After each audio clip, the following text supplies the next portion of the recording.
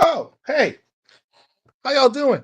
Listen, we have a show for you tonight. Now, look, I understand it's Wednesday, and you guys are expecting our Wednesday wrap up show, which you know we love.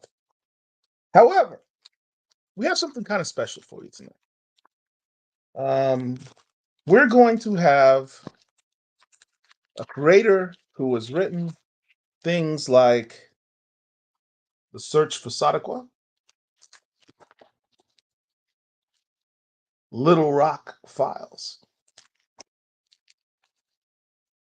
my favorite, Tuskegee Airs.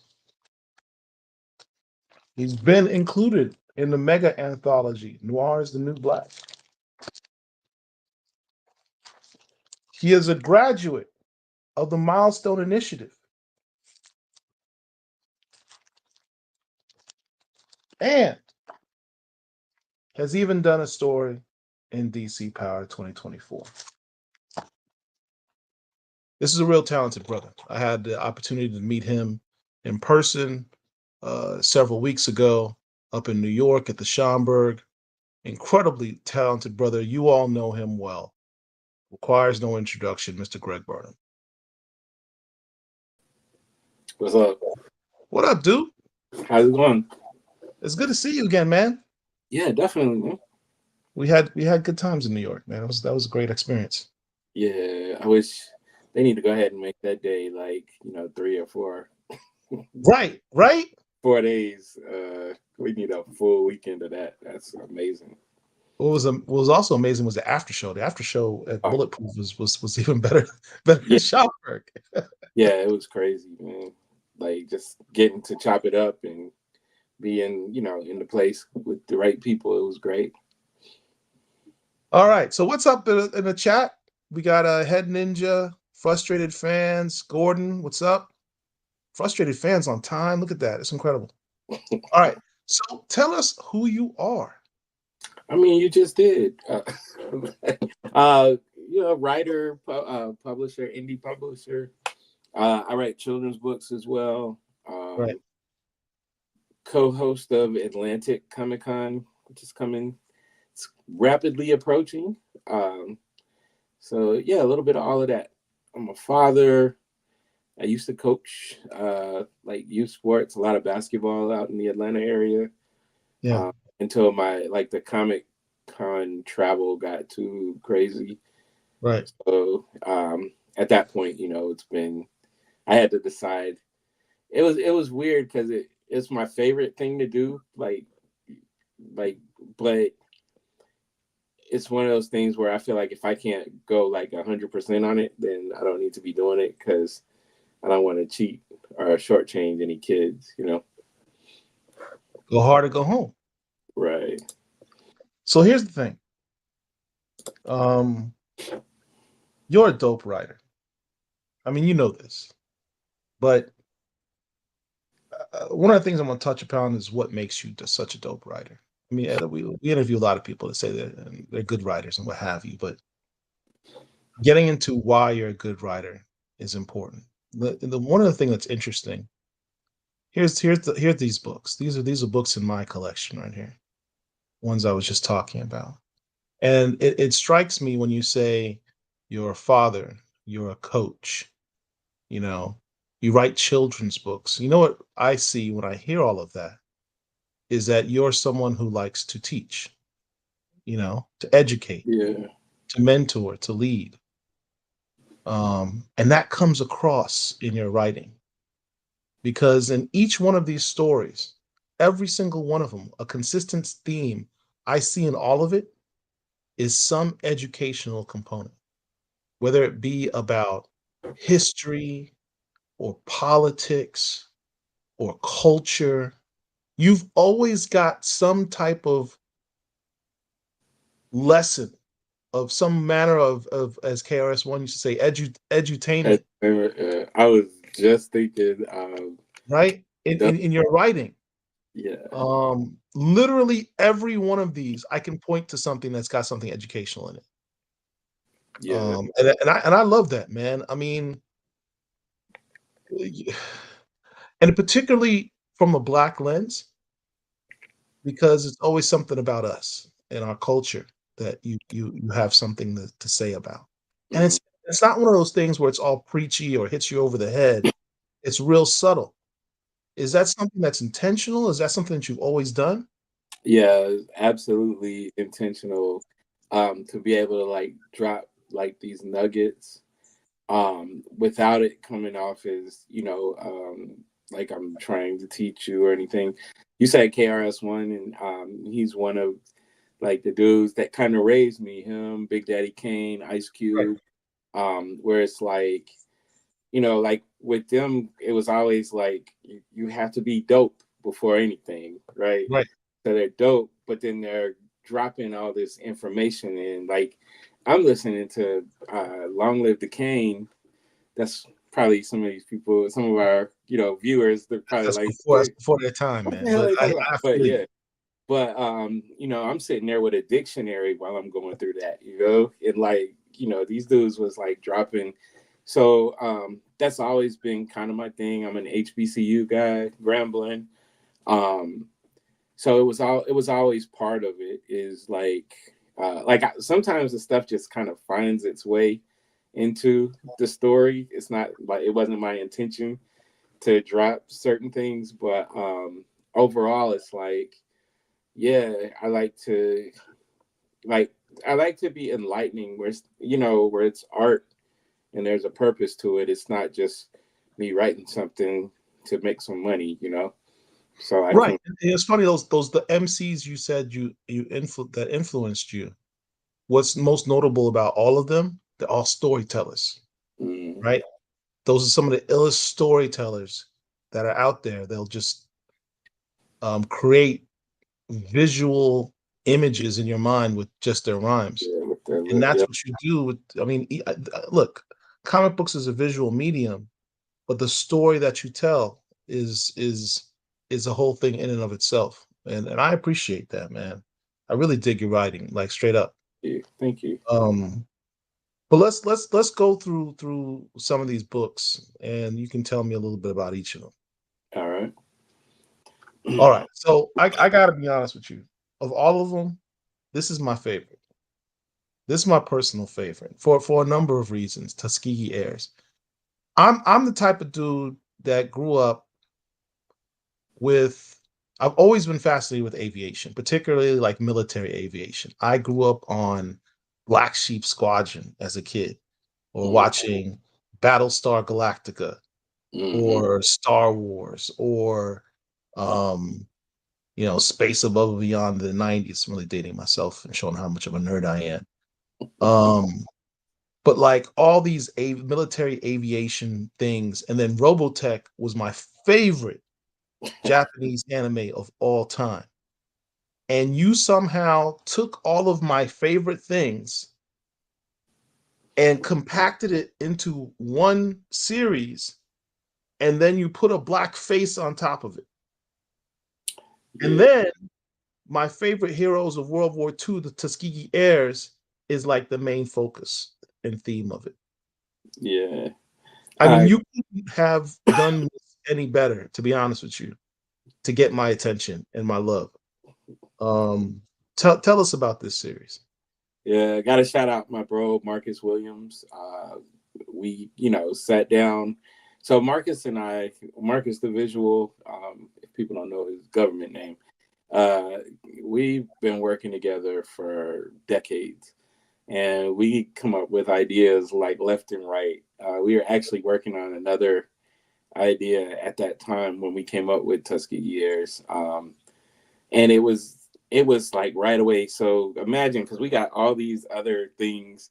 Some of this stuff still needs to get off the ground, if I'm being honest.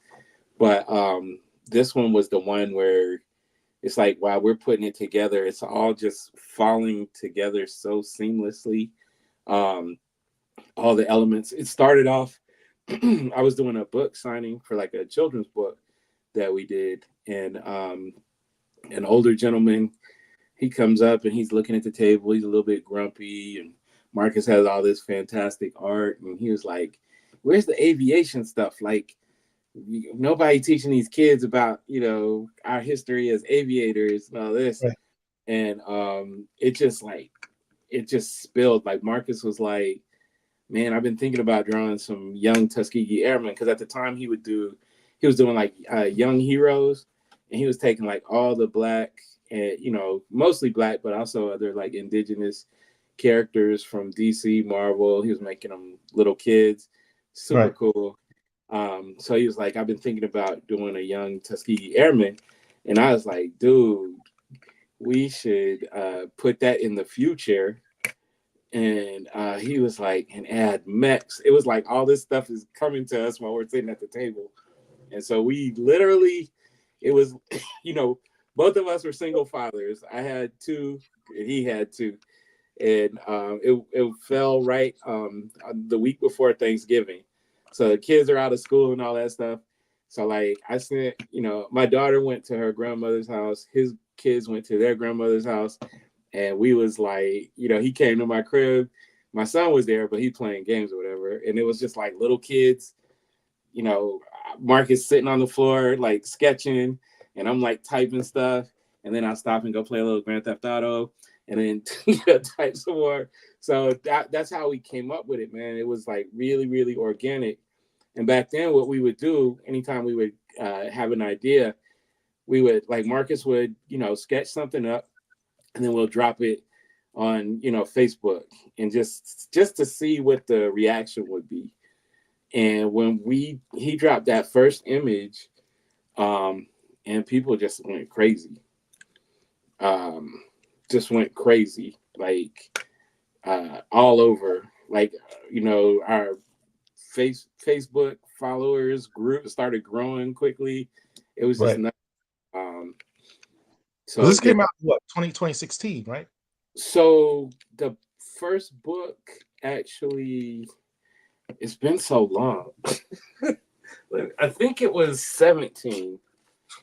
It was the beginning of 2017 when we finished the first book. No, it was December 16th. So yeah, it was like the end of December 2016. Hey, thank you, Anthony Davis. Appreciate it, man. All right. So, for those, tell us about, without doing any spoilers, tell us what the story is about with Tuskegee Airs. So Tuskegee Airs is a futuristic sci-fi. It takes place towards the end of this century. You have 5 teenage pilots, the people you see on the cover right here, and they're learning to fly at a time when man piloting has been outlawed. So they start off learning in some renovated P-51s, but when all the stuff goes down, they'll get upgraded to these jets that'll turn into mechs from time to time, and they'll be the strongest line of defense against this mysterious machine army that's coming wreaking havoc on the world. Yeah, Um, it takes place in the year 2096. 96, yeah, 96. yeah. Um, and I think like the airplanes are like outlawed or something like that. Yeah, so what it was is like, because what we were trying to do is figure out a way. We wanted it to be one of those things where, you kind of got that new world order thing, and there's like one mass government that controls the globe. And so one of the best ways to restrict people and control people is to limit the type of travel they can do, right? Right, right. So plus there was this big war that happened about 20 years prior. So what it is they've restricted, like there's no recreational flight happening. um if you are flying somewhere, it's being controlled by like drones, robotic type stuff. So there's not, it's really meant to restrict people from, kind of like what they did with Africa, where they set up these borders and made it hard for you to cross. So it limits, what you can do as a people. I love this story. Um, Whenever I see the character Slip, when I read his character, Mhm. why is it I always hear Riley Freeman from the Boondocks? I'm not certain. People, uh, it's funny because people attach, like, that wasn't our goal with him.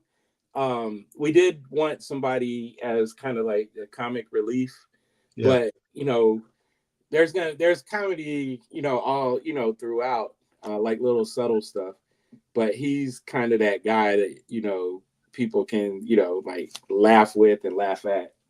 right. Uh, you know, so I'm not mad at it because I love Riley, but that wasn't the initial goal. But people, I always look at it like I think back to like The Simpsons.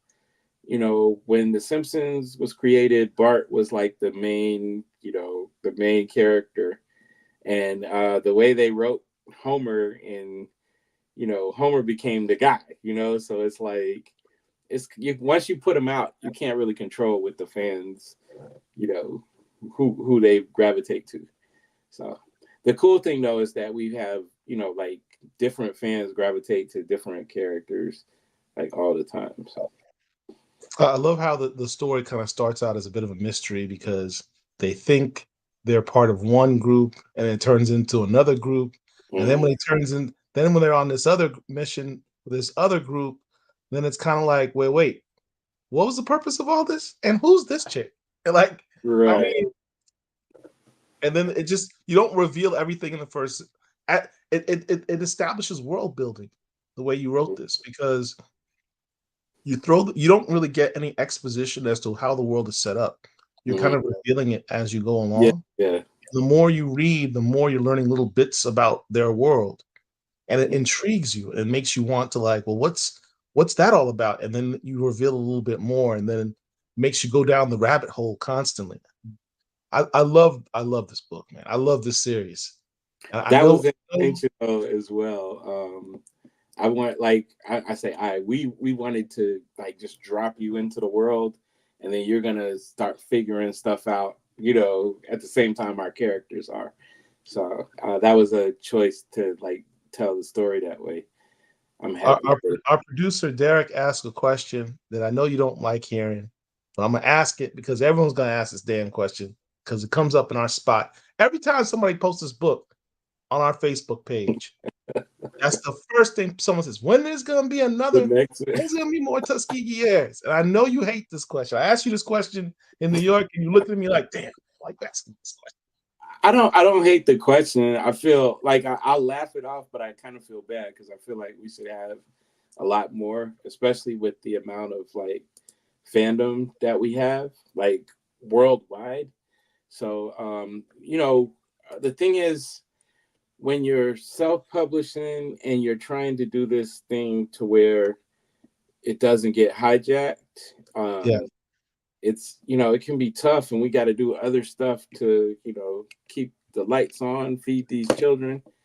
So, yeah, like I want to get back in. We were close to having something finished, but it's gonna like right now. Like we got a big convention this weekend, and then another one in a couple of weeks. So it's like we'll probably get back in the lab after that.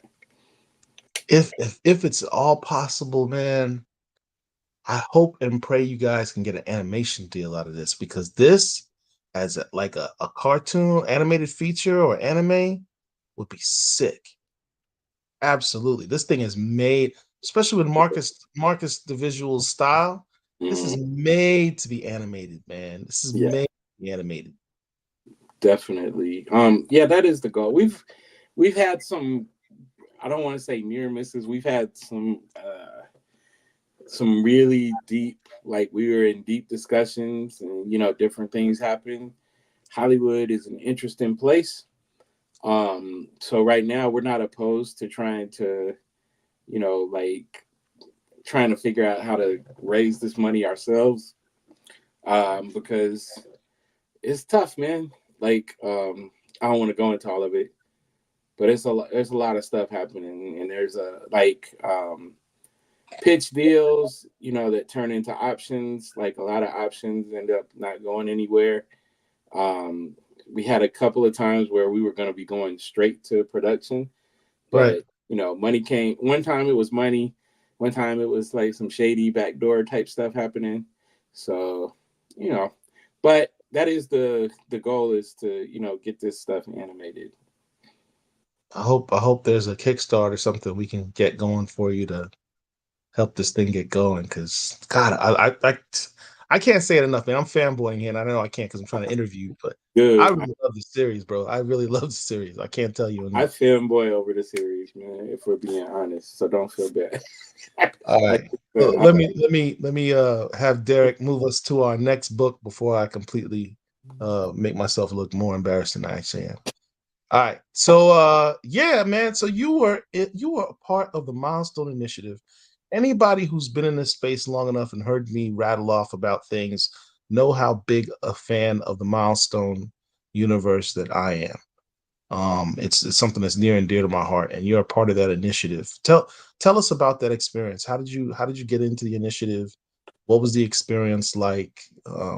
With the people so that you met? Because the laundry list of people from that initiative are like all the hottest talent that's coming out right now. crazy, right? So they put out the call, basically, the applications, they put them up and everything. I saw it. I didn't think much of it because um there's that, I don't want to say it's arrogance, but you be looking like, I've been doing stuff in this space. We're pretty well known. These people see us at conventions, like all this stuff. So it's like, why can't they come, hit me up and ask me, do I want to do something for them? But that's that pride, type, that emotional pride type stuff talking. Right. So like one of my friends, she was like, think about how hard y'all are working. Like y'all are busting your butts. Wouldn't it be cool to maybe, write a script and get paid and keep it moving, and I was like, yeah. So I went ahead and I filled out the application stuff, and they gave prompts. So the writers had to write like an 8-page script, and the artists had to draw. Like they received an 8-page script, and they had to draw. So man, I think that thing was due like the cutoff date was like a Sunday night. So I did everything on Friday. I wrote the script, and then I like Saturday I didn't even look at it because I like to walk away from stuff and then come back to it with like fresh eyes. So on Sunday I read the script again, and I was like, yeah, that's fire. And that's not usually how I am. Usually I'm like, oh, this, I don't know. But I was like, yeah, no, I did the thing on that one. So I sent it, and from there it was like we had, it took a little while. Then they got back and they scheduled interviews. We had like, I can't even remember. I feel like it was 2 or 3 interviews. Um, before they let you know who made it or whatever. So it was a cool process getting in, but deep down, so I come from like the corporate America thing. I was in corporate America for like 19 years. Right. So I've seen so many times where people do like these kind of diversity initiatives, and it's really just to check a box to say we did it or whatever. So I wasn't sure what I was going to expect, but I mean, what to expect, but it was like very quickly we saw that they was serious. Like this was going to be a real thing. The people that they had, like on our first call, Jim Lee's there, Dennis Cowan's there, Marie Javins is there. Like it was, it's thick. So you're like, okay, this about to, It's legit. yeah, yeah, yeah. And so, yeah, man, it was, so they What was the broke. mentoring process like? Where you get because you got these legends. So one the cool thing is they assigned mentors to us, like current. So like for writers, they had current, writers that that are working with DC and stuff. So and that like people were like being honest. They're letting you know what to expect, like all that kind of stuff. So it was really cool. Of course, their talent relations people they were wonderful. And we got to, there was 24 of us, but we set up a Discord. Our Discord is still going strong. We were encouraged to talk with each other, because COVID was still an issue at the Right. time, so it was like we were doing everything remote. Um, but then at the end, not at the end, but after about 6 weeks, they flew us out to Burbank, and we got Right. to work out at DC Comics headquarters. So that was super cool. Um, and what they were doing, we had courses. So like the writers had a how to write an 8-page story. The artist had how to draw an 8-page story. And then What, once what was we, what was your 8-page story about? so it's the one that ended up in the showcase.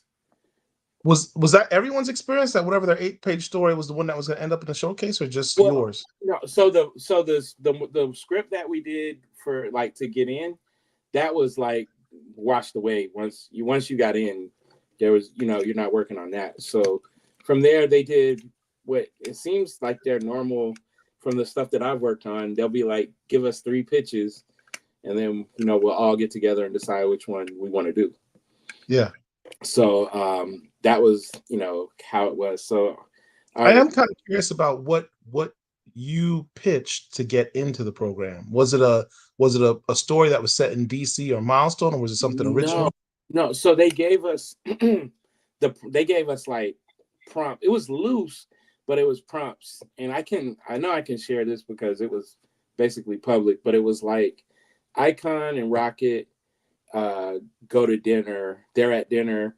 They're, having a, friendly disagreement about like some kind of current, like current issues in the world or whatever. And then there's an attack and they have to basically stave off the attack. Mm. Uh, so I just, like my brain, the way I guess, because, you're in school, you're in college, you're creative. I'm always like trying to figure out how to do something a little bit different than what most people would do. I remember like when kids would when we would have to do like oral book reports, and like you'd have some kids that'll just get up and they'll just tell you what happened in chronological order, you know, and it's like for me, I'm like, okay, I don't want to do that. I want to do something that stands out.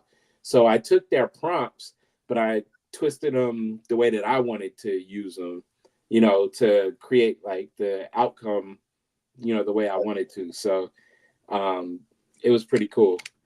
Uh, but yeah, once you got in, like that script was basically done because everybody basically was telling the same thing, right? Just different ways. So from there, it was like you get to pitch. We were already in when we got to pitch our, idea. So then you got to do a story inside the Milestone New Talent Showcase book, and this book is phenomenal because Yeah, yeah. when I go to I think it's the back page of it, Hmm. and I look at all of these artists and Hmm. writers, right? And you go through the roster of names. These are all the highest talented people that are doing books right now. Yeah, some really cool people. Shout out to Morgan Hampton. He's working on a Star Trek. Right, he's killing it on that Star Trek book Yeah, right now. yeah. I'm trying to hit this dude up like before, and when he was still in the program, I hit him up when he was going to do Cyborg, and he had just finished some stuff for Milestone. I was like, Mhm. dude, we'd love to have you. He's like, yeah, I'd love to come back. So now I'm hitting him up. Morgan, I'm loving this Star Trek. I'm a big Star Trek fan. Need you back. Crickets. Yeah, I think he just graduated college. I think Yeah, so. he just finished his Masters of Fine Arts. Like And he's I know he's busy, but it's like, damn, back when no one knew you, I could get you on here. Now you big stuff, and I can't even get you on the show. So Morgan, if you out here and you see this, give the other back, man. Come on. Anyway, so tell us about your story in this book. oh man, it was like super proud. So if you read the first season when they brought Icon and Rocket back, Mhm. they expounded some on Icon's backstory. So he, when he, because we know he comes in basically during slave times, But once he comes into his power, he builds and creates like his own little territory where black people are safe, they can be free, and they're protected. And then what's his name, Benedict Lord, who's like from his planet, he actually figures out a way to basically incapacitate Icon. So I kind of picked up the story. I kind of ignored the part about him being in a coma, and I just kind of picked the story up from there. Benedict Lord is like his Val's his what do you call it? His General Zod type dude. Yeah. So but yeah, so I ignored the coma part, and I just came up with the story. Part of it was like, as much as I love Milestone and everything, I like the part about like him being a conservative and all of that. I just felt like if you was a black man who lived, or you were presenting as a black man and you lived for 200 years in America, it's hard for me to believe that you would, be seeing eye to eye with Republicans, like with the conservatives. So that was part of it. I didn't want to change who he was, though. I just wanted to like add a little bit more complexity to his story. And I don't think if you're a Milestone fan, I'm talking to the Milestone fans right now. If you're a Milestone fan, and you loved Icon, but if you're one of those people, because we hear these comments all the time, I don't like Icon because he's a sellout, and how is it that how could he be a black man for 200 years through slavery, through the Civil War, through you know Jim Crow, and have experiences all of that, and not have done more? Yeah, Or how did he end up becoming a conservative Republican after all that? All yeah. right. And there's layers to it. And there's more to his experience. What I loved about this story is you kind of filled in sort of the gaps that have not been explored in the comics, honestly, Hmm. on his background as to how he gets from point A to point F. Hmm. There's a whole lot of experience, and I don't think people really think that through and think about what would someone who has gone through all these experiences look at the things, look at how um, the things that we complain about today. If you've experienced 200 years of those of being a black man in America, Hmm. you're not going to look at the stuff that we complain about today in the same light.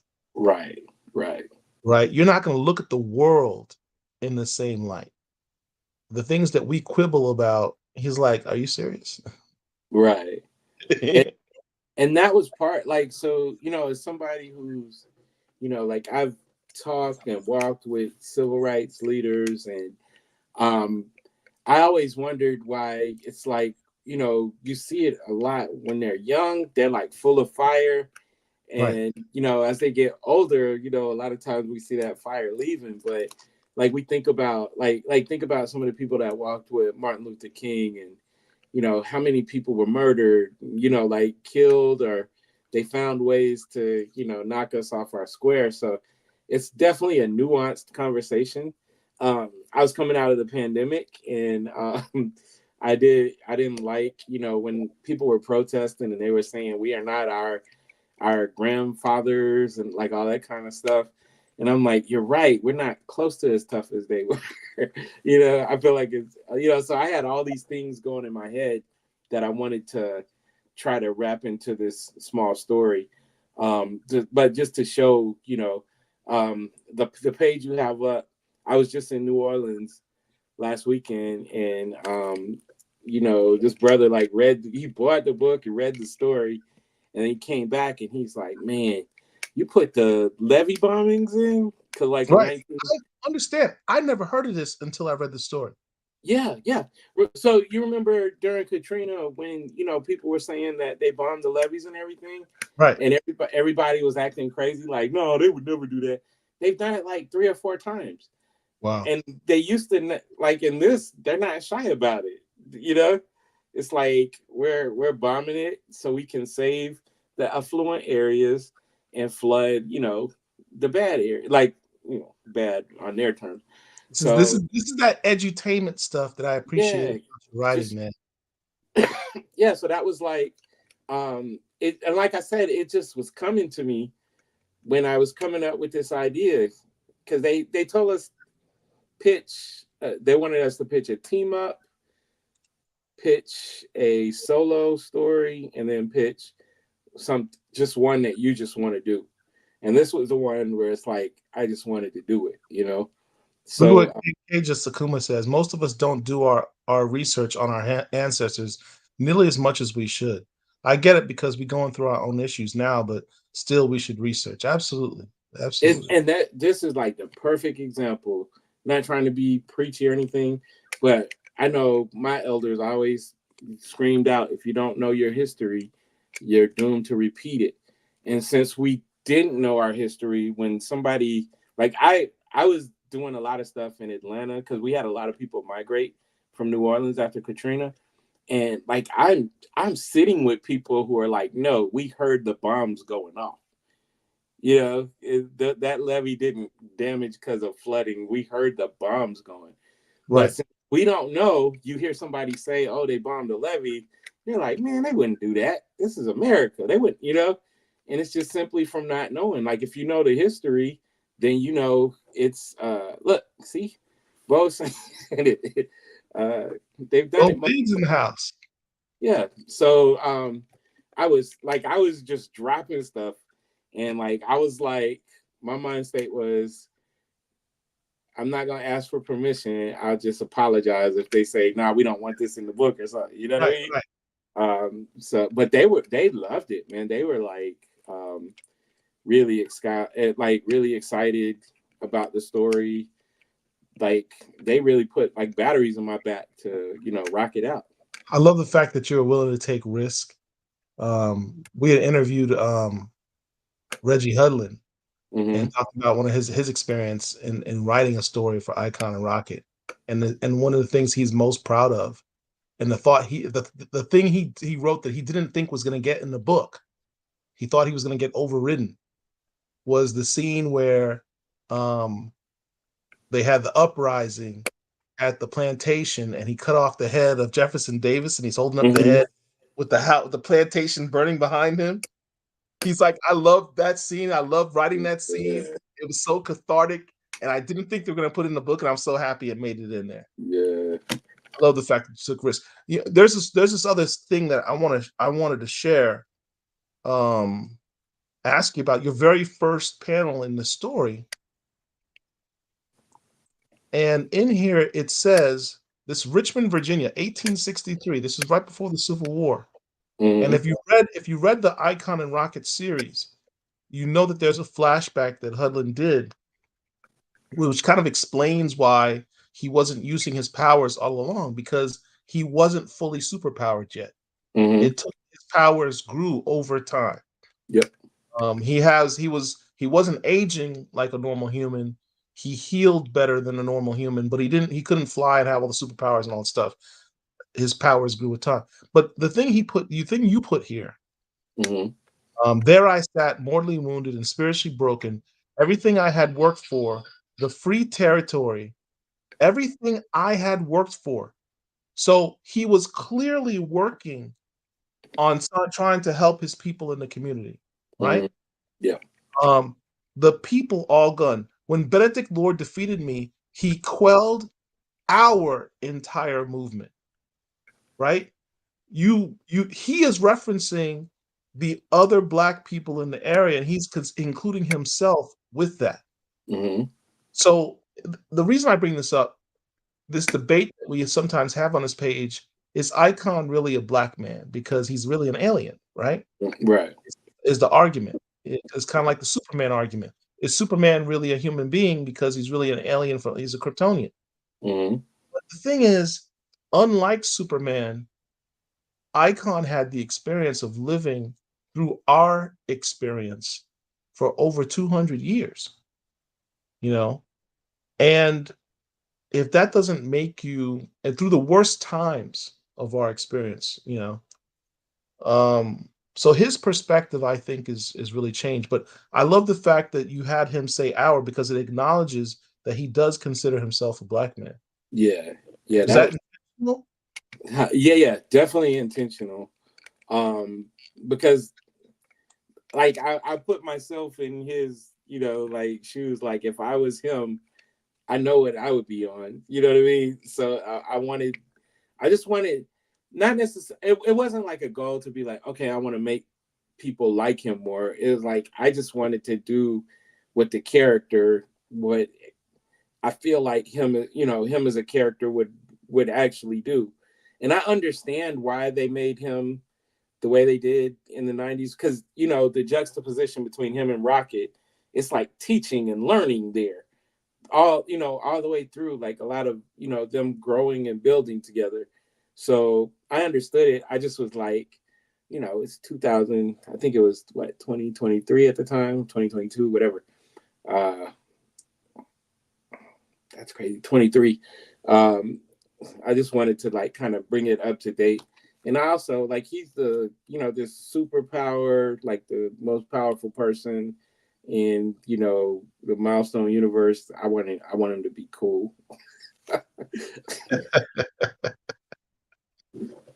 Well, I enjoyed this one, man. This was a dope story, and the fact that you kind of also explained, the fact that he had this great love in his life, and how that experience with her humanized him and Yeah. taught him about being a human, being a black man, and you know, um, really sort of shaped who he was in the future. You told that story, and I think it's a necessary story for those who are fans of this character, because I think it gives you a different perspective as to why he is the way he is now.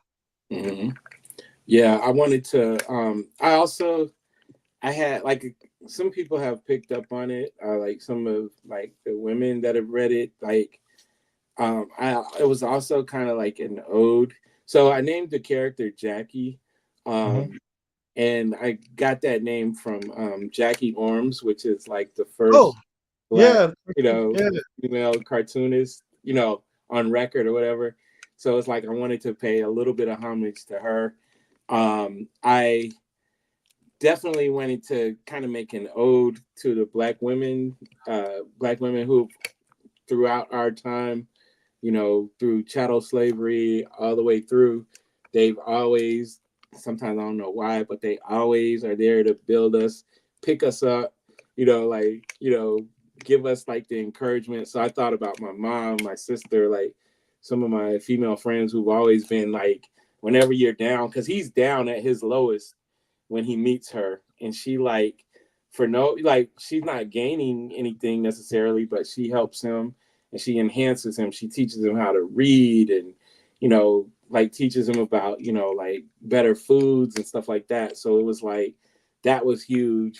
And then without spoiling everything, um, to have it all come back around, and now Rocket is there picking him back up again. You know what I mean? right. So yeah, that was huge for me in that story. Was just that, shout out to black women, because I mean they be holding it down for real. And like, if the more like, I was a history major. I went to an Clearly, HBCU. that So makes sense. yeah, That so I makes had sense. like, you know, like all this black history in my head, like the understanding of how, the dynamics and how they pitted us against each other, like all of that stuff. I just wanted to, give a nod to the black woman as well. Yeah, I remember Milestone did this Black History book, right? Mhm. Where they took characters from Milestone Universe and did different stories about Black history, in a compendium. That book didn't get nearly enough accolades or shine, as You talking as, about as it deserved. 2023? Yeah, it was around 2023 or so.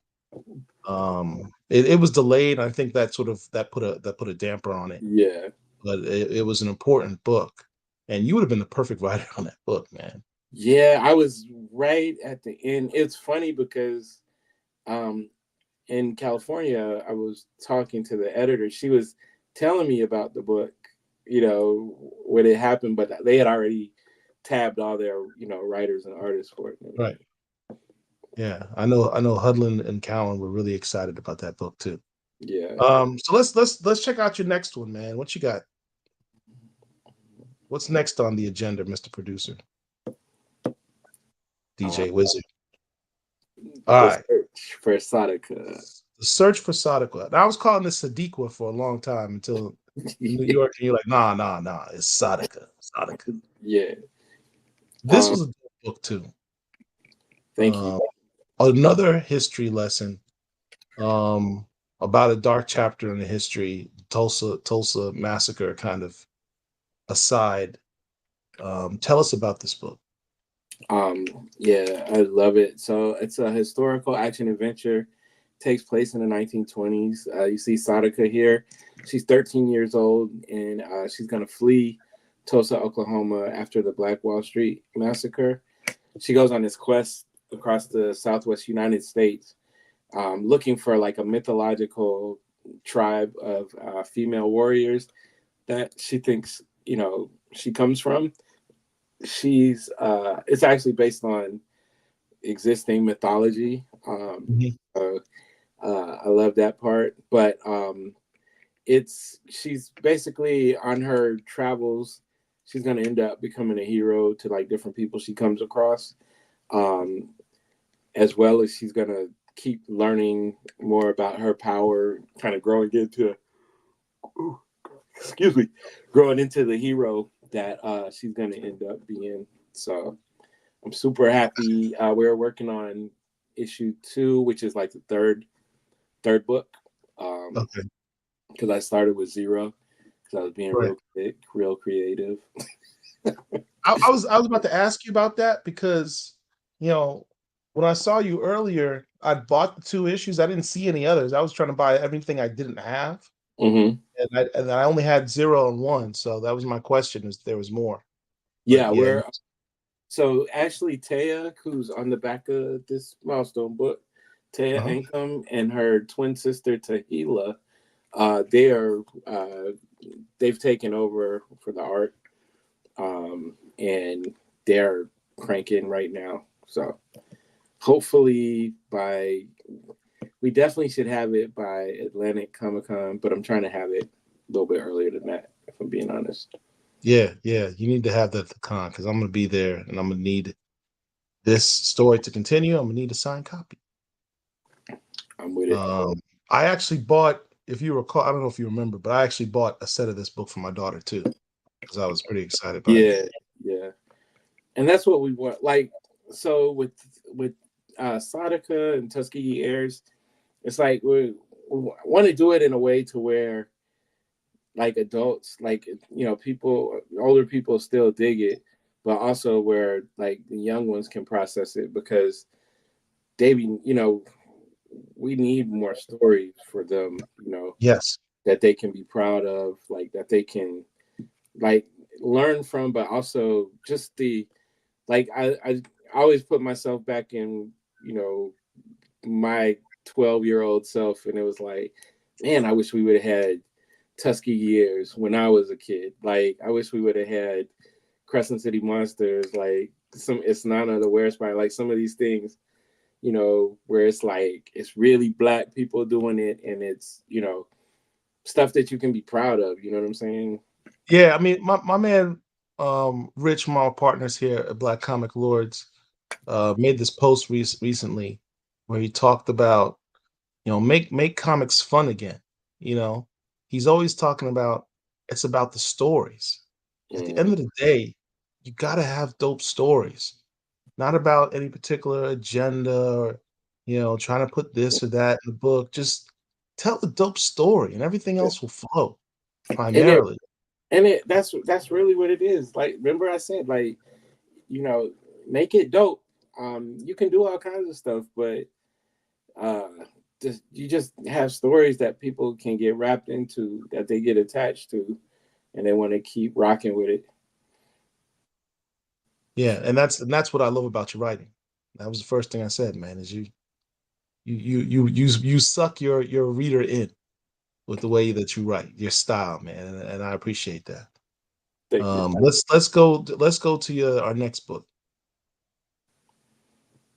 Now this is your latest one, right? Is this the most recent one? Yeah, yeah, most recent. Mhm. Little Rock Files. Now this actually started in another book, or at least I first saw it in this book, Yeah. Yep. Noir is the New Black. Noir is the New Black, the anthology series, right? Hmm. Um, so before we get into Little Rock, why don't you tell us about this experience in Noir is the New Black? What is it, and how So, did you get involved? Noir is the New Black is an anthology and now a line of books from Fair Square Comics. Fabrice Sapolsky is he and his wife run it. Um, Crystal, they're super cool.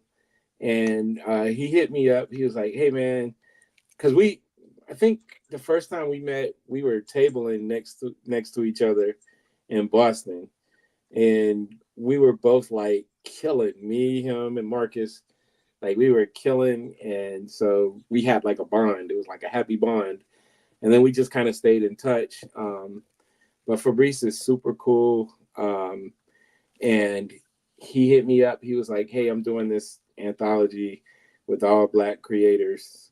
Um, It's a laundry list, man. yeah, and he asked me for some reason. He asked, "Would I be interested?" I'm like, "Man, get out of here!" Yes. Uh, so we got Marcus on to draw, and it was a story that I had kind of already been formulating. Um, so again, like historical stuff kind of drives me, and they, like certain instances can be the trigger to start a story. So um, dealing with the looking into like the stuff that was going on in Arkansas in the 80s Right. with drug trafficking, the guns, the murders, like all the stuff. It was just kind of like a no-brainer for me to, like touch on that. So, got in the lab. And plus, like with that story, it was another instance where it's like, I don't know what everybody else is creating. Right. So I'm going to try to pitch something that is a little bit, offbeat. Yeah, Um, I mean, if you had told me, if I just went into a con, if I didn't know you and I didn't know your writing, and I just saw a book about, well, it's a crime noir story set in Little Rock, Arkansas in the 1980s. I'd be like, next, right? Because I'm mhm. more of a capes and cows guy. Uh-huh. But you know, it's Greg Burnham book, so I'm like, let me try this book. And then you got Marcus Williams on the cover. Some of the art. Flip through it, art's dope. It's a dope story. Again, and it's you did the same thing you do me with all these stories. Well, I'm opening this thing up, and you start with just a tidbit of information, and it just you always just give us a glimpse, like March 1988. And it's a crime scene. And there's cops everywhere, and there's a dead body. And you're like, what the hell happened? And you're just taking us down the rabbit hole a little bit further. You introduce these colorful characters. You introduced friggin' Randy Watson from friggin' Coming to America. People think I'm joking. You had Randy Watson, friggin' sexual chocolate in this book. How'd you even get away with that? So the thing, he wasn't necessarily Randy Watson, Come but on, there's bro. It's Randy Watson. You know what? You know it's look. Stop playing. so, Stop so playing. me You and had Marcus have sexual chocolate in your book. I mean, I can see it, I guess. So I told Quinn, shout out to Quinn McGowan. So one of the things Marcus, like me and him, we're like brothers, so we joke, cuss each other out, play around a lot. But I would always be like, "Yo, man, I need a Jerry curl," and he's like, "Nah, we don't need no Jerry curl." So when I told Quinn, shout out to Quinn McGowan, man, who I had so much fun making this book with. Quinn's Dope father artist. was Outstanding artist, by the way. yeah, his father was a detective, and he's from Memphis. Yeah. So when I first hit him up to see about working on this, I did not know his father was a detective. Memphis is not far from Little Rock. So when I'm telling him like how the story goes and all that, if you've ever talked to Quinn, he's like super animated, like, yo, this is crazy. And we're like having so much fun. And so I was like, man, I need to do it with a Jerry curl. And he was like, I got you. And so it was just fun. But yeah, I wanted to, because I like, at that time, in the late 80s, I was living in Shreveport, Louisiana, which is Okay, a little bit of distance away, but it's kind of the same, the similar same vibe. in the South. So we still had the Jerry curls, but then we had, high top fades. You had, where all these different hairstyles were kind of like either phasing in or phasing out. And so I was telling him I want to really, dig into hairstyles. I want to dig into the clothing. If you look, there's some pages where Quinn just went nuts, man. Like he's got like posters on the wall, like little stuff that if you're not looking for it, you might not even see it. Where is it? I don't have one of these. Bro, I love the advertisements. Oh yeah, that was Fabrice. Fabrice was having These ads, I'm thinking this is like a real ad. yeah. And it specifically says like, what does it say? Black car. Nah, just black all the way. And it's just like this is not it says at the bottom, this is not a real ad. Yeah, yeah. Fabrice was having fun, man, because we're basically putting a book together, and Fabrice is a creator. Like Right. the co-creator of Spider-Man Noir. So he had the itch, so he's just sending me stuff, and I'm cracking up laughing. Oh, I found one. Yeah, there's a page. Yeah. These ads, man. Crazy. There's a on the You TV. did There's your a own advertisements in your own book. yeah. Ironically, Marcus and I did that 20 years ago in our first comic that we created. Well, yeah, like if you look on page 47, the top left hand corner, because there's stuff people missed. Not everybody missed it, but then when they see it, they're hitting me up like, "Man, I know you didn't." Uh, but yeah, the top left panel on page 47 yeah. with the TV commercial. Can you see that? Yeah, it's like I think the light is blurring out the words. But oh, there you go. No, If my you brother, you got to buy your own. like, that's real. You know what I'm saying? Like, we know what that means. The whippersnappers ain't gonna know what that means, but Right. we remember that commercial. If you look, there's certain scenes where there's I don't know if you'll be able to see on mine, but like certain posters. Where is that? Over there, like posters on the wall that we actually had on our walls back then. So yeah, we went in kind of deep, and was just having fun throughout. Well, you've heard of Black Beat magazine, right? Well, Yeah. they got Black Heat. Yeah, man. Yo, y'all, La Cheyance, La Cheneance.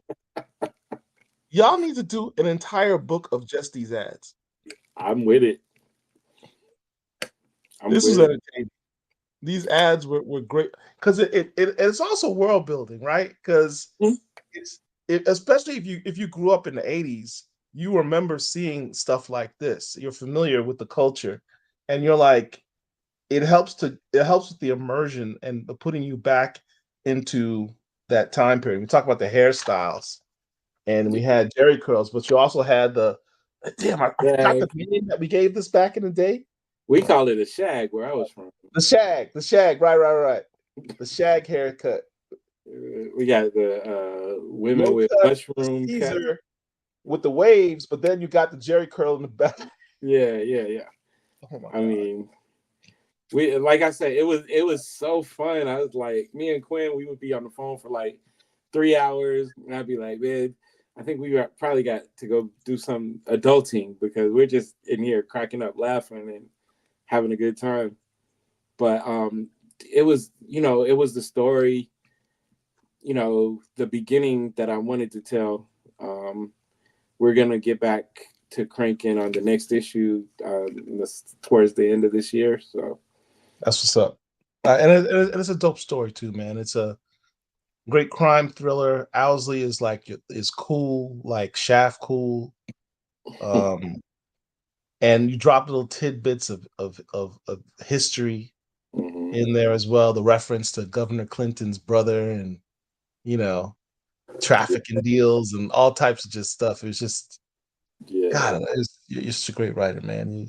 You don't get enough accolades, but that's why we're here. Um, Next book that we have. Any more, Derek? Oh. DC Power. So after completing the milestone initiative, and as we just said, everybody who graduated that initiative became superstars, um, or they're on their way to becoming superstars. You get recruited to do this DC Power book right after you graduate. Tell us about this. Actually, I got recruited to do the Superman story, and Ghouls Just Want to Have Fun. Uh, Oh, that was came out. That was their Halloween anthology. I got one somewhere, but yeah, that one was first, and then after that, I got the. they liked it so much they brought you back again. I mean, that would be cool if that's what happened. I'm not sure how it worked. I was just like, yes, I want it. I'll do it.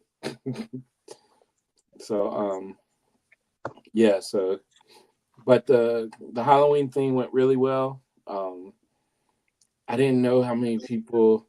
So I was telling my mom, I was like, when I told my mom I got, they asked me to do a Superman story, and she was like, "Oh, that's cool." My mom was super supportive, Yeah, but I was like, "Yes, Superman, mom," and she's like, "Okay."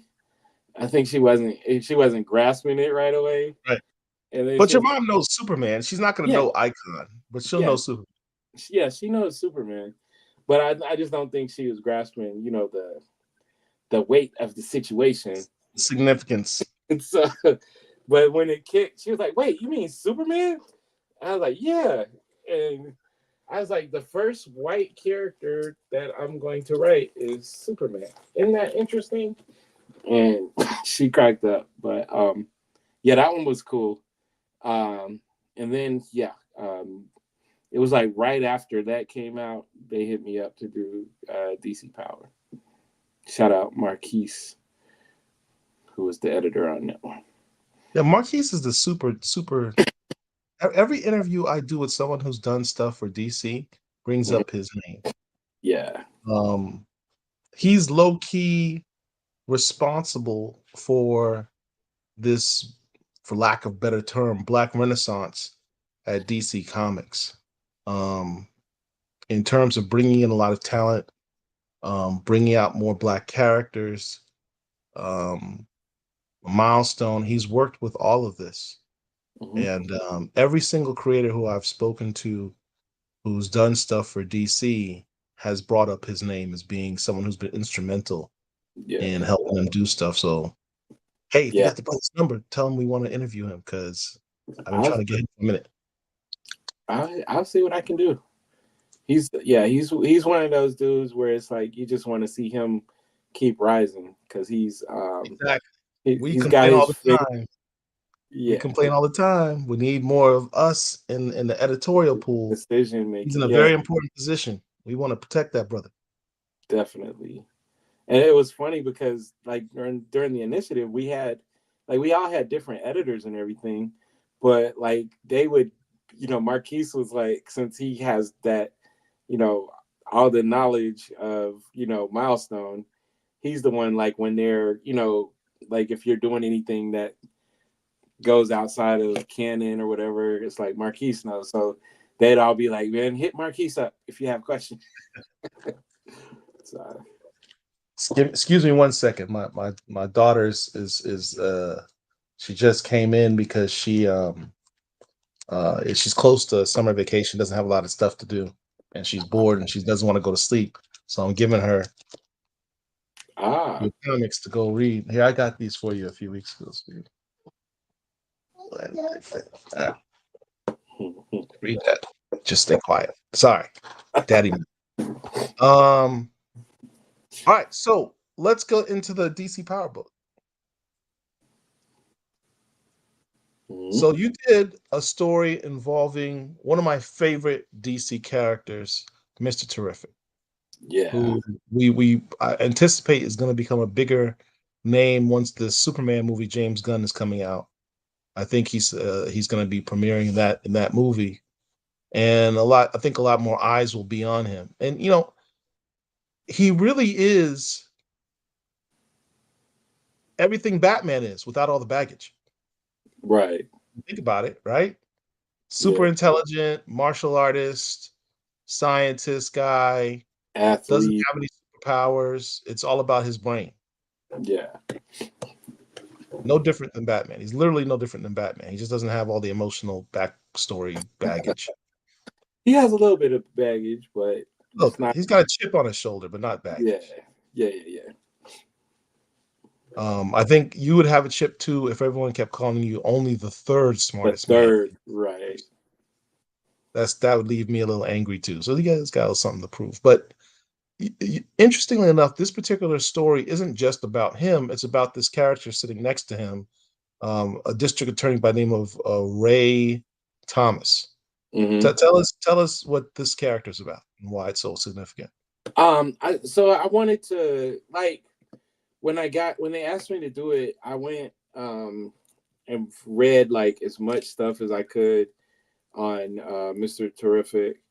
I hit Duran Flood, who's my co-host with Atlantic Comic Con, but he's also my, hey man, what do I need to read if I'm trying to, like, so I was like, what runs do I need to read? So he told me, which runs.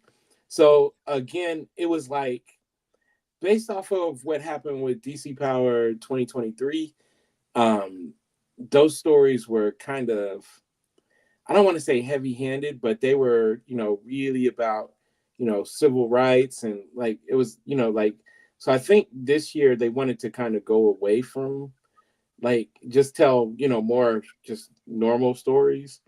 Tell Um stories. Tell a good story. yeah, so uh I just started like crafting. I wanted to, I was listening I don't know, so the movie Hurricane with Denzel Washington Yeah, is Hurricane like Carter. it's one of my favorite soundtracks, if not my favorite soundtrack ever. And Most Def and Talib Kweli got a song called "Little Brother" on there, and I think I was listening to that on repeat because I still like I have that in my CD player in my car. Like I still listen to it. So um, I I was that song was like really digging in my head, so I was like, and it was another one of those situations where I wanted to like kind of excuse me, I wanted to kind of ground him and show more like of him having impact on, you know, black people. And so he has this kid that he basically I had like this whole story, but of course I didn't have enough pages for it, like the Right. backstory on them and everything. That's the But only thing I don't like about these Black History Month anthology books is as soon as you get into the story, it's like, damn, it's only 8 pages, over, only 10 yeah, pages. yeah. I had like Marquise was like, yeah, we're not gonna be able to get all this in 8 pages. I was like, yeah, I know, but You I gotta like give these creators some room to cook, man. but I still came up with this backstory, like this relationship of this troubled kid that Mr. Terrific basically kind of took under his wing and gave him like something that I would do. I was doing that without having money, with the Right. coaching and all of that. So, you know, just coming in and helping get this kid turned around. And now this kid is, a politician and he's righteous and he's trying to do the right thing. Right, and that's what I loved about this is again teachable moment. You're always doing some edutainment in these stories, and you have Mr. Terrific not just be a superhero, You have him be a hero, just a hero. Mm-hmm. He just happens to do super things. Mm-hmm. But his hero aspect is that he inspired and mentored this guy Yeah. who ended up becoming a lawyer, becoming a district attorney, and becoming, for all intents and purposes, a hero within his own community. He was Mm-hmm. inspired to herodom by someone who just happened to do heroic things. And it's a very simple concept. And I dug it, man. It's just another one of those edutainment moments that you always throw into these books.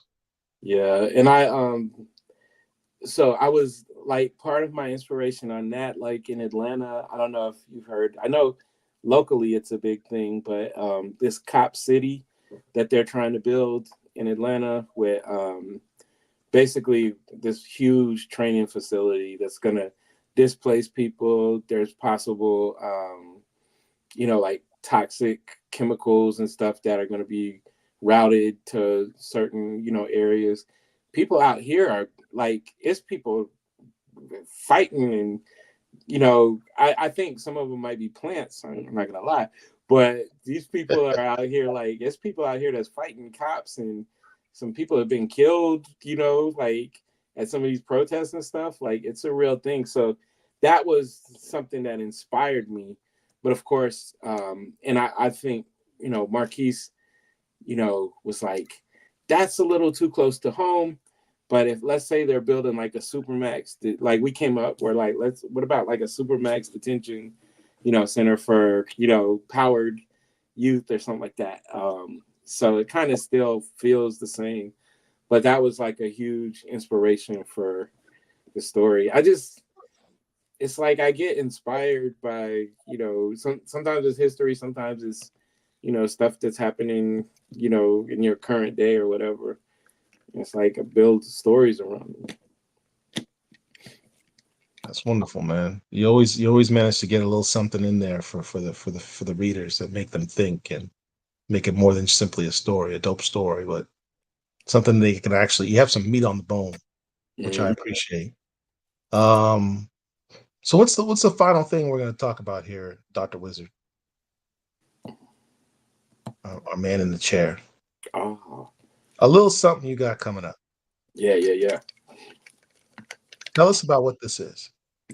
Man, this is Duran Flood. We've been talking about it for like a couple years, and then I think we was just ready this year, like to try to give it a shot. So it's a 2 days of fun. Definitely part of our focus, like a big part of our focus. We want to like give flowers and just shed more light on this, some of these awesome, amazing people that have been doing comics and entertaining us for years. So Aletha Martinez, Todd Johnson, Larry Stroman, and Stephen Harris, like, and very, many more. But it's like we just wanted to do the convention. We thought about like North, doing it either here in Atlanta or doing it there, and I just feel like it's a it's less risky to do it there. I think Atlanta is finicky, so it's like, and there's so many things going on all the time in Atlanta, so we decided to do it there. But I'm gonna have gaming, cosplay, some amazing panelists coming through, some amazing panel moderators, I might add, coming through. And yeah, we're just gonna try to, create this, you know, another black comic convention. Not Um, just another black comic convention. He's very humble, as y'all can see. He's very humble. The amount of talent that these brothers are pooling together for this convention is not insignificant. Um, everybody who's anybody is going to be at this convention, and those that are not at the convention, after the convention is done, and they see the footage from the convention, are going to be like, "I should have been at the convention." yeah, yeah. It's gonna be like with that type of event. I'm not even look. I'm not gonna BS y'all. This is gonna be the event of the year, and I highly encourage each and every one of you to make some plans to go to this convention. And from an aside, from a completely personal stake, it's meaningful to me personally because it's going to be the first opportunity, the first time all the Black comic lords have ever been assembled in the one spot. We've met each other individually here and there, but we've never all been in the same spot at the Never same time. ganged up. So this is you gonna it's gonna be gang gang. Yeah. Um, What up, Randy? that's kind of cool. Is Central Chocolate in the building? We were just talking about you, man. Special Chocolate is in the building. We were talking about how Greg puts you in low key in his little Rock Files comic book, man. You in the book with a Jerry curl before you were born. Yeah. We'll talk later, man. You need to bring you on the show. Um, So listen, we oh, I'm sorry. no. Please go ahead. Tell us about. I was just gonna plug that. We have the Kickstarter going right now. We hit our initial goal. We're Yeah, going for a stretch goal right now, which would make it to where everybody who pledges is going to be able to get a like a card set. So we're going to do cards for our guests, and then some of the characters that we've created, just to round it out. But we'll have these collectibles. It's going to be a set that's only going to be given to the people that pledge. So we're not going to sell them outside or anything like that. So it could end up being something one day. KJ Sakuma says Legion of Blackness. That's actually not a bad name. I like that. Not a bad name at all. Um, and Trademark. I think you had promised that the Black Comic Lords are going to have our own panel, right? Yeah. Yeah. Okay. I mean, why wouldn't that happen? I'm just saying. I want to I make just sure it's want confirmed. Don't make me fly all the way out there and I'm like, where's no, my no, panel? no. We want, man. We like, you don't understand.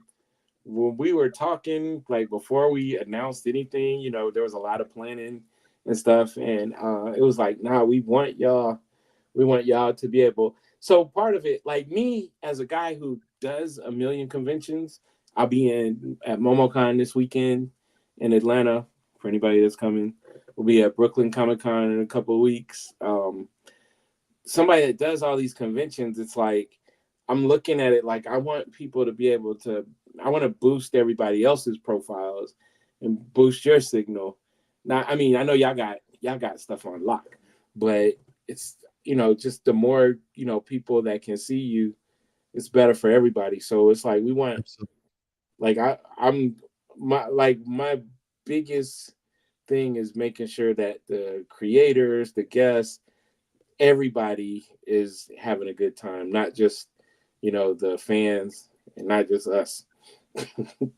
Yeah, absolutely. Absolutely. It's gonna be a big event, man. I'm really looking forward to it. All right. So, Greg, look, it has been a true honor and a blessing to have you. Finally, we've been trying to get you here for like Yeah, 6 months. yeah. I apologize it took you so long to get you on here. I It's know all you've been good. busy, but we've been busy too. Um, tell your fans how they can purchase your books first, Ah. and how they can follow you on your socials because you move around a lot. So we have books on TuskegeeAirs.com. I also have a website for somebody. Sorry about the excessive yawning. Y'all don't understand what I've been going through in life. But yeah, so I have another website that's more focused on like my personal projects. That's called platforml7.com. You have to search for Sadaka. I forgot the story of Solus, which is my brother's creation that I'm helping. There it is. I'm helping him do. We got Damon Hampton, who is also a Milestone Initiative cohort. He's doing the interiors. He did this cover. Is he related to Morgan? No, not at all. Even though they're both from Chicago, I believe. So they just got different. They got the same data. They just still got different mothers. They don't know it. They don't But know yeah, it. so Damon, and he's working on the second issue right now. So also a really good dude. And then I have my children's books on there. Yeah. I don't have it with me. Whew. But Swim Kelly Swim, which is good, and people seem to love it, and I'm happy about it because the whole idea is to kind of demystify swimming for the little ones, so they can feel comfortable with trying to go and learn how to swim. So That's yeah, so that one I got some really cool stuff planned with the YMCA system out here. So hopefully we can make that thing go crazy too. you need to hit up Scholastic for those kids books. See if you can get those books at the Scholastic books, the books fairs. Yeah, I'm talking with them. They have like certain criteria as far as like they say that you have to have an agent. I currently don't have an agent right now. That's But the other part about it, man, like the publishing thing, so much of it is like who you know, and right. it gets a little exhausting. So it's like I got stories in my head that I know I can, figure out how to move on my own, and I don't have to wait around for somebody to tell me yes. We are pitching some stuff, but some stuff I just have to like do it and get it out, and Well, that's as what they've been saying in our space for a minute now, those because you're a HBCU grad, definitely going to the classic games and going to the yeah. HBCU festivals. That'll be the way to go. Yeah, some like what we've seen. Sometimes it seems like that would be the way, but sometimes they're not really checking for comics and stuff like that. So it kind of flows. I think we're trying to get into Tuskegee. They've been asking us to come to their homecoming for a while. Yeah. We're not opposed to it. It's got to be smart because we've done some general population events where it's like nothing's really popping anywhere. It's just weird. But you got to be in those places where people at least see the value in comics or see the value in Black art, like that kind Right. of stuff. Right. So, yeah, but we've, in our 20-something years, we've ended at some wild places, man. I imagine.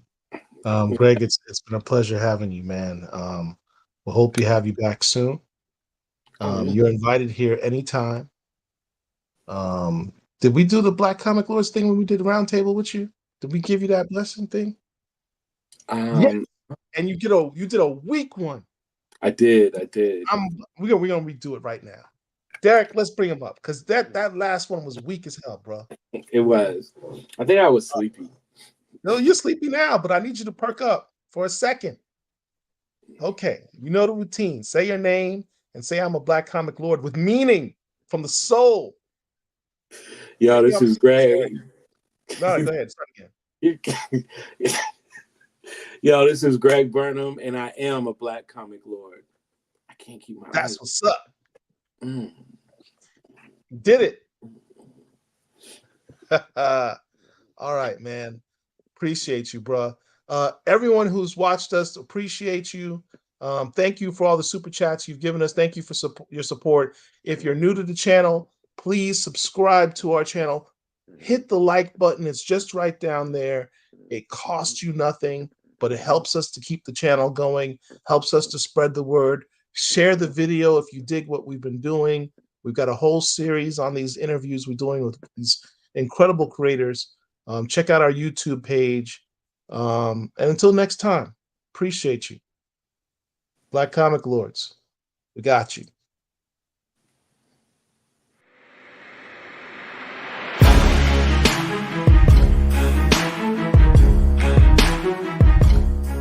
This is Derek Harrison of Black Comic Lords, and I'm here with Greg Burnham. You might know him from Tuskegee Airs. He's got several other titles, and this is a new one that's coming out in November. November 22nd, Little Rock Files. It was a story that we originally did in Noir is the New Black, which is an awesome anthology y'all need to get if you don't have it. But we did a 6-pager in there, and we ended up getting asked to do a full book. So the interiors, I'm holding this one. These are 2 of the covers. The interiors are being done by Quinn McGowan, who did this book.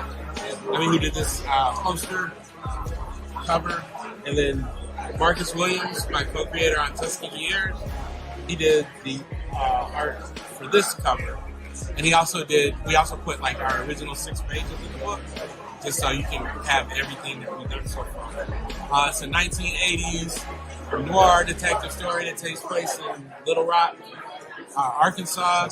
We actually put some reference some real things that were going on back in the time as far as the drug trade and dirty governors that turned into presidents, but that's a different story.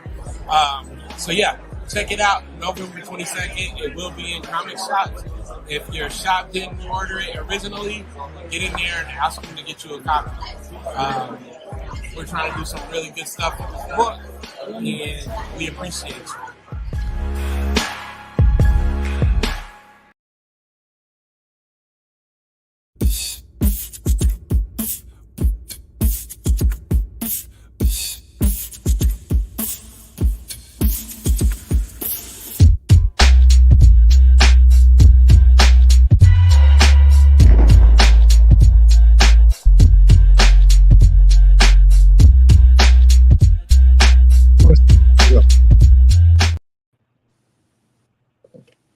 It's the Wednesday wrap-up show.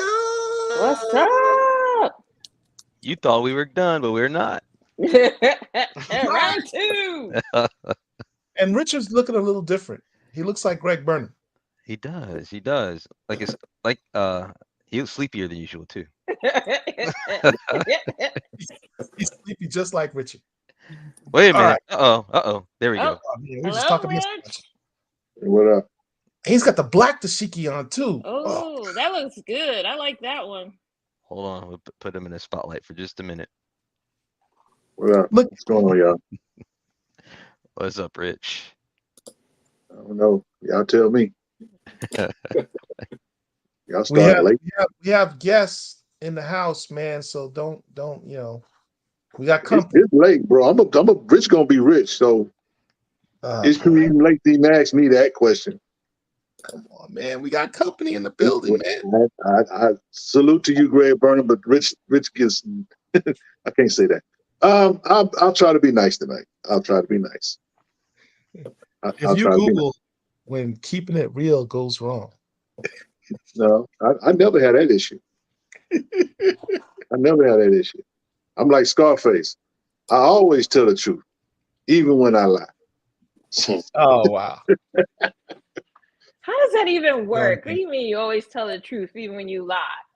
What's the Well, that's what example of Scarface that? said. Have you seen that? That's the movie Scarface. You never seen that, Angel? Yes. If you know, you know. I know. Anyway. So what are we chatting about tonight, y'all? Well, there's some, I guess, a little bit more news coming out this week. I mean, there's a new Black Panther book, Black Panther versus Predator. You know what? Black Panther is trash. Oh my God! Let me just go and put that in. I'm gonna pour a tall glass of haterade. Black Panther is trash. Why? As much as y'all talk about this dude, right, and how they doing him wrong, they keep making books. See, I wore my Black Panther shirt today, and you just saying it's trash. So I got trash on. But that's the thing. What I'm saying, Angel. All the Black Panther fans, they've complained and complained. We're trying to kill T'Challa. They trying to do this. But they keep putting this Bama in these books. Now he's gonna go up against the Predator. Bro, I can't have you sit here and blaspheme my kid. The Predator? Yeah, he gonna fight the Predator? Yes, okay, now, Paul. Now you've been saying they're trying to kill. You've been saying they're trying to kill T'Challa. This might be the book. that he gets killed in. They're not going to kill my man in a limited 4-issue series. Did they say T'Challa or is it somebody like a previous? See now, you never know. Mr. Trey, no, Mr. Greg is trolling. He's the one trolling, Paul. The very fact that you would even have to ask that question, Greg, is my whole beef with Marvel right now. No, it's probably, you know what? It's probably Tosin. Oh, wow. I'm not in it. I don't know what's happening. As I've been saying for 2.5 years now that Marvel was going to do what it's been doing.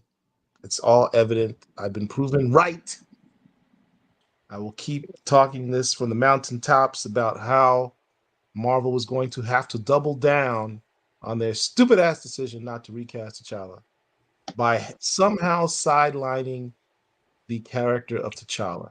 They have not sidelined that dude. That dude is still active. They have nothing but sidelined that dude. That dude is still active. They gave him a run with a writer who they gave instructions to or had an agenda to trash the character, drag him through the mud, simp him, and completely decimate the character on a level he's never had before.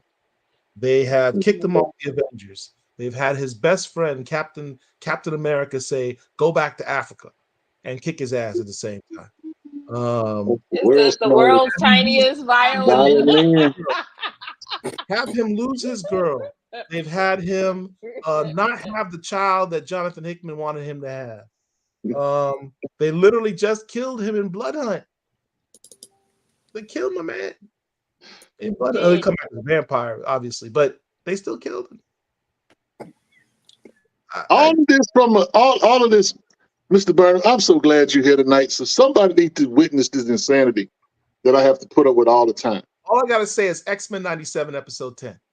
And again, they keep putting this dude in books. So either the Black Panther fandom, who is eating very well right now. I know a character right now. And Derek, I need you to go and pull up my man's. We can't do a live stream without bringing up hashtag where's Black Lightning? That's a good point. So while Paul can bemoan and cry about Marvel doing T'Challa wrong or whatever, that's what it's really about. There is no commentary for Jefferson Pierce. There's no comment. Nobody cares. Nobody cares. Say that part again. Nobody cares. But I care. Nobody knows. I care. Here we go. I care, DC. I care, DC. Everybody chime in. DC Comics. I care.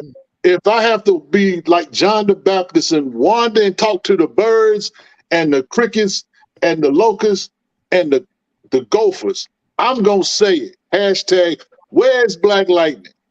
Because again, all you Black Panther fans, y'all got omnibuses to read, y'all got side books to read, y'all got all kind of stuff to read. But that dude down, you can literally put every volume of Black Lightning in a 90-page volume book. That is a sad state of affairs. My man, y'all need to put some respect on my man. You know what? I'm actually going to do something that's unexpected. And I'm going to agree with you, Rich. I can understand your pain, brother, because you're right. From your perspective, given that Black Lightning isn't even in a cameo in any DC books, he don't even get to be in the background as just like filler material in a DC book right now. From your perspective as a Black Lightning fan, yeah, we Black Panther fans are eating right now because you don't need to say anything more than Ultimate Black Panther to just be happy with a smile on your face. So yeah, I get it. And again, I would like to be able to have the conversations and things of that nature about my character, like the Black Panther fans have. But there is no conversation because this dude has not been in the book since 2018. Rich, yes, sir. If we show this poster enough, somebody's going to find him. Yeah. I'm sure it's going to happen. We just got to keep it looking. Keep Is, hope is alive. there is there Y'all at the please look bottom for there, him. is there an Somebody, Chico author? had the nerve to say that he was in the DC Power book. I was like, he was in a cell phone. He was in a small panel in a cell phone. Oh Lord. And I'm like, okay, y'all don't want to. First black character with a self-titled book at DC. Came out 1967. Okay, it's not 1966, but it's literally 10, 11 years later. This character is a powerful character. He's a principal. He's an academic. He's a professor. He's done a lot of different things that the black community can relate to. He's literally Greg Burnham with Yes. superpowers. But for whatever reason, Superpowers. you know, I'm just wondering why my man can't get no love. Why can't I just I'm through talking. Y'all can have it. On with the show. I'm just disgusted. I'm just disgusted. Look.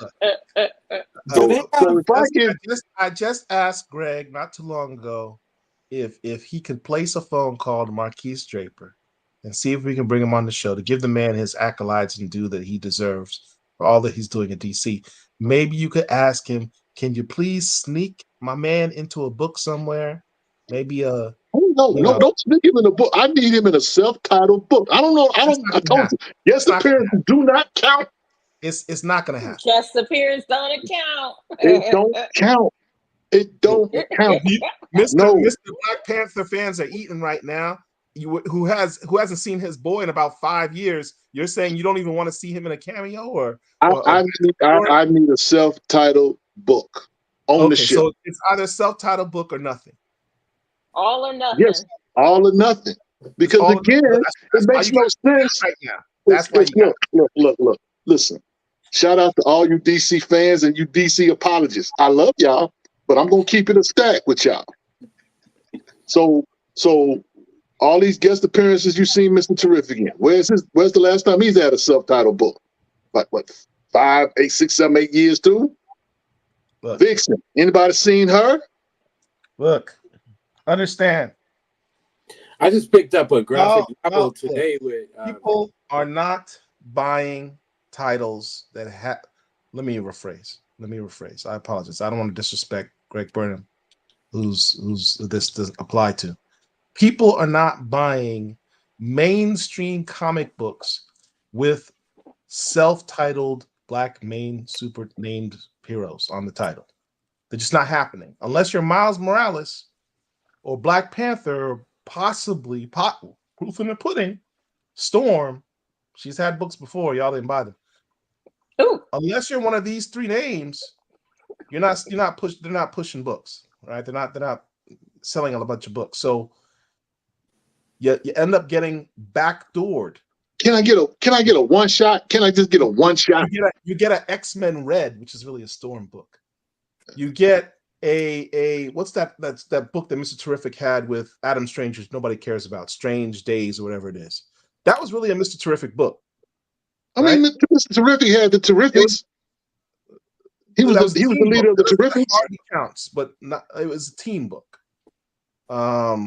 He was the lead. But that's how they backdoor these characters and trick people into buying it, because it takes more than just us to make these books successful. And when it's just us on the title, they don't want to buy the books. Was Naomi the last one to have her own Pretty much. her own title? Pretty much. Yep. Yeah. Yep. Because even John Stewart, I mean, it's Green Lantern War Journal. It's not John Stewart. Yeah, and it's a limited series, so that also doesn't really count. Well, I mean, it's 12. It's going to be 12 issues. Either way. Okay. I'm just asking for my man to just show up, you know what I'm saying? Just shock. I need him to shock Tobias Whale or somebody.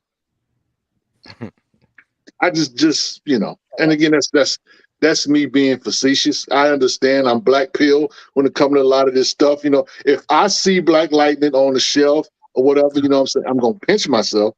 And I'm going to look to see if Jamie Kennedy somewhere, because I feel like I might be getting punked. But let me ask you this question, though. If you do see Black Lightning on the shelf, are you willing to pay the black tax to get it? I almost called you a Negro. Yes, I'm going to play. I I wasn't gonna say Negro. I was gonna say the other word, the real word. I've been paying the black tax. What are you talking about? I mean, every black book we get is a tax applied to it. So Yes. I've been paying the black tax. It'll stop. We don't stop paying the tax. It is what it is. So again, DC, shout out to y'all. Can we just please? I'm not begging you, but I'm asking you because I have nothing but smoke for DC executives until my man shows up. I'm just being honest. That's why, I know Paul wants to tread lightly. He has to be the PR guy for Black Comic Laws, but I'm the old dude.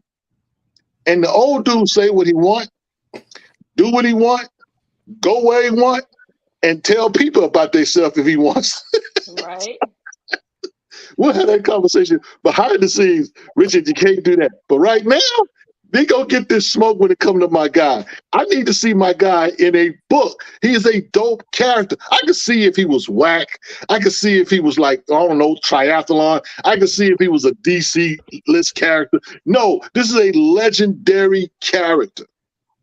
Stop playing with him. He's almost 50 years old. I don't get it. True. I am tempered, not temperamental. Yeah. That's why I shout out to all you Black Panther fans. I served up a little haterade at the beginning of the show, but that's because I am bitter. You're speaking from a place of pain. I understand. I feel you. I empathize with you. I'm sorry. With this, Greg, I apologize. I'm passionate like that. When Black Panther fans cry me a river, and I think about what they're doing right now and what my guy's doing, which is totally nothing. I'm just a little Blurred forever. Are we sure he's not dead? Did he die in Beast World? I mean, tragic. You know what? No, he got killed in what is it? Dark Knights of Steel. Shout out to Tom Taylor. I'm looking for you. I'll see you at a con, Mr. Taylor. All right, we need to thank Blurred Forever, and he's also asking a question. He's got a question for you, Greg. But before we get to it, we're gonna do our super chat video quickly, and then we'll get to the question.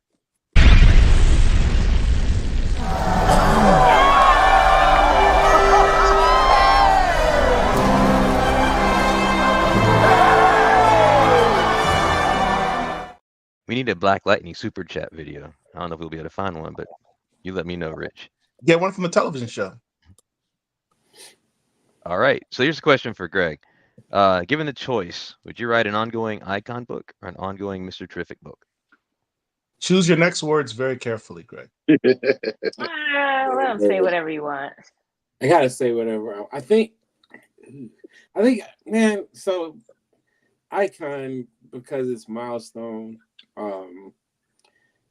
I would be happy to do either one, but if I had to pick, I would probably pick Icon first. And why is that? Just because it's milestone, and if it wasn't for milestone and a few other people, I probably am not here. I mean, hopefully I'm alive. Well, I don't know about that. No, I mean, hopefully I'm alive, but I'm not here doing what I'm doing right now because just them being unapologetic and making comics and telling the stories they want. That's literally how I started doing comics, not asking for permission. I got the book right here. Marcus gets mad when I show this to the world, but how we started. Starving artist. 20 years ago, this was and it was literally that was y'all first self-published, yeah. Yeah. What is the book called? Okay, I'm like DJ Phil now. How can I get that? Oh, you can't find it. I mean, you might be able to find it. We didn't know nothing. We were just selling them to people. So what's the name of the book? It's called Starving Artist. Okay. But yeah, I've checked online. I know my uncle has like a really, really good quality copy. Mine looks like the trash copy you have in the back over there somewhere. It's the only one I got. It's the only one you got. But yeah, so just because it's milestone, I think I would be more comfortable, and I probably could tell more of the story that I want to tell with it being Milestone than just the regular DC. Yeah. Okay. But I had fun writing Mr. Terrific. It was only 8 pages. I wish I would have been able to do more. So I would jump at the opportunity. And Greg, when Paul and Rich were going back and forth, was there something else you were going to say about a book you had gotten, or? No, so I thought about remember what the old Justice League cartoon where they created Black Vulcan. Mm-hmm. I think it was because they had some kind of rights issues with Black Lightning. Yes, sir. I'm not all the way familiar. Y'all probably know more about it than me, but I wonder if that has something to do with why they're not, doing, giving him titles. Because I didn't even think about it until you said it. Like I can't remember the last time I saw. I think with the situation with Black Vulcan, it was unfortunate. They didn't want to pay. They didn't want to pay Isabella, so they were determined to use, a quote unquote Black Lightning as character. They wanted Black Lightning, but they didn't want to pay. They didn't want to pay him. So it was DC's choice to create Black Vulcan, which is weird because Black Vulcan is like Black Lightning. He's missing too, because ain't seen nobody seen Black Vulcan in the book since. I think the last sighting of Black Vulcan was War of Independence. War of Independence issue 2. With that onesie on. Do we really want to see dude with his little Bati Rider shorts and No, everything? no. Listen, that whole thing is a shit. That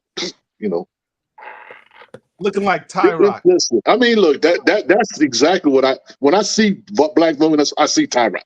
That's all they did. It just, we're gonna put a lightning stripe on him, give him Ty Rock's uniform, but I don't know. It was a mess. Either way, shout out to Isabella. He had a sense of humor about it because he did a Black Lightning comic book with a fake Black Lightning in it, and that was his response to them wanting to not include it. But I think that if they got Black Lightning, he would probably have a better profile and would be more known, because everybody watched Super Friends when we were all little.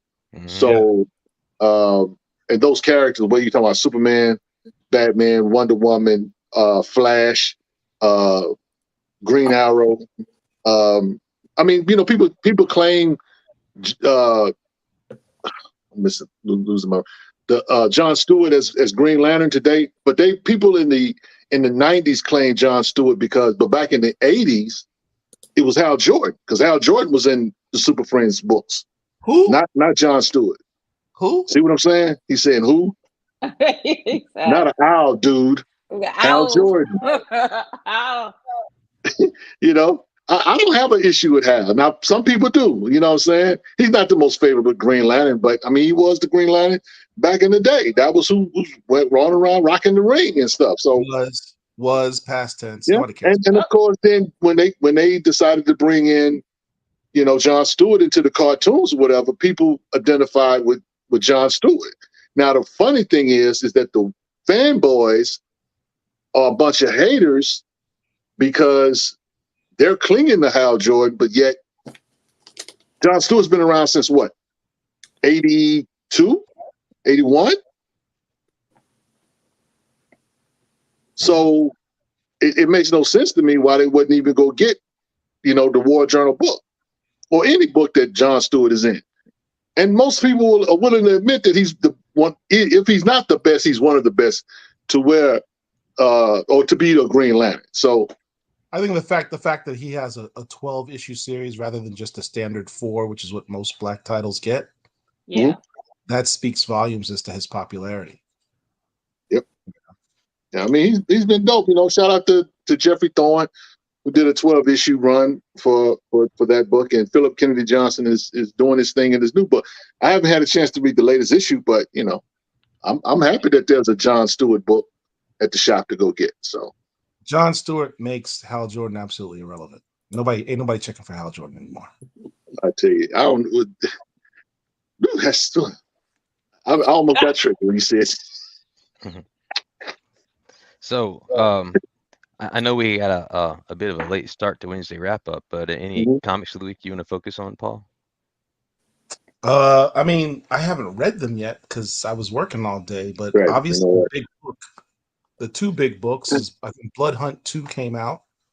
We can go to the page. Can you bring up the page? We can't talk about it. Why are we talking about it? We're just looking at it. We're not going to talk about it. I mean, we're not going to like go into details about the book, but we can see what came out. All right, here we go.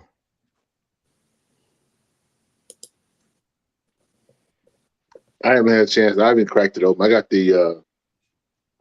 So what do we have? What came out today? We've got. I can barely see this. Let me. I know. I always have these ads popping up all over the place. I can't get rid of them fast enough. All right. So we got Blood Hunt 2 came out. So that's and obviously the Red Band. Blood Hunt has been an absolute. Red Band. I've only seen maybe 12 people in thousands who said they did not like the Blood Hunt #1. As a comic head, this was a dope story, both in terms of the writing and the storytelling and the visual storytelling. It was a really dope story. And the fact that it's, we're not allowed to talk about this. I said I wasn't going to talk about this, but yes, that part right there. Y'all who've watched us know what I feel in terms of the Black implications of this book. We don't want to talk about it too much because it might get shared and it'll be a thing. I don't want to jinx it. But so far, the Black comic lords are happy. Man, I say we jinx it. We go hard or go home. Right. Yeah. It's okay to start a little trouble. It's already written. It's already written, isn't it? The whole series. Yeah, exactly. We appreciate the level of significant melanated characters in this book. It's all right. It's all right. It's all right. So no, right. Go back to that page, Derek. Okay. Go back. Click on it. Scroll down. Oh, they didn't put the characters. Oh, they usually put the characters on there. They're just, wow, that's interesting. Normally on this page, they give you a listing of all the characters in the book. There's none here. It's a secret. Probably because it would have been way too black. Yeah. They want the buying audience to be everybody and not, people feel like that's not for me. Sure. Pretty strong rating. Angel? I don't think you're wrong. Okay. I don't think you're wrong. All right, what else we got, Dr. Wizard? So we got the Green Lantern. Journal. I don't know who this dude Montos, the artist, is, but is anybody giving this dude his props on his art? This dude's a beast. He's dope. Montos? He's the artist on this book. Okay. This man's art is top tier. Mm-hmm. If you didn't hear, I've never heard about him before this book, which is amazing. Came out of nowhere. I don't know how many other books. And then he doesn't even have a photo. What is that? You know what? Click on his shadow. Picture. It got a silhouette. Click on his picture. We need Scroll to down. dig him up somewhere. He did some he books. Was the only person. Pascal Ferrara did this cover as well. So it's not just him. He did Blowtorch. I have that right here. That's why that name sounds familiar. That's he from Comicsburg. He did Blowtorch. Okay. Okay. Entropy. Okay. That was that Christopher Priest book. Yep. That's it. That's his entire resume. So he's an up and coming artist. Dude's got some skills. I gotta give him his props. What else we got? All right. Moon Man. Another Moon Man. Third print. The third printing of Moon Man. Wow, it's in third print. That's what's up. That's crazy. Kid Cudi doing this thing, his first foray into comics. Moon Man. Rebel Moon. I don't know. I've been a little disappointed in the series.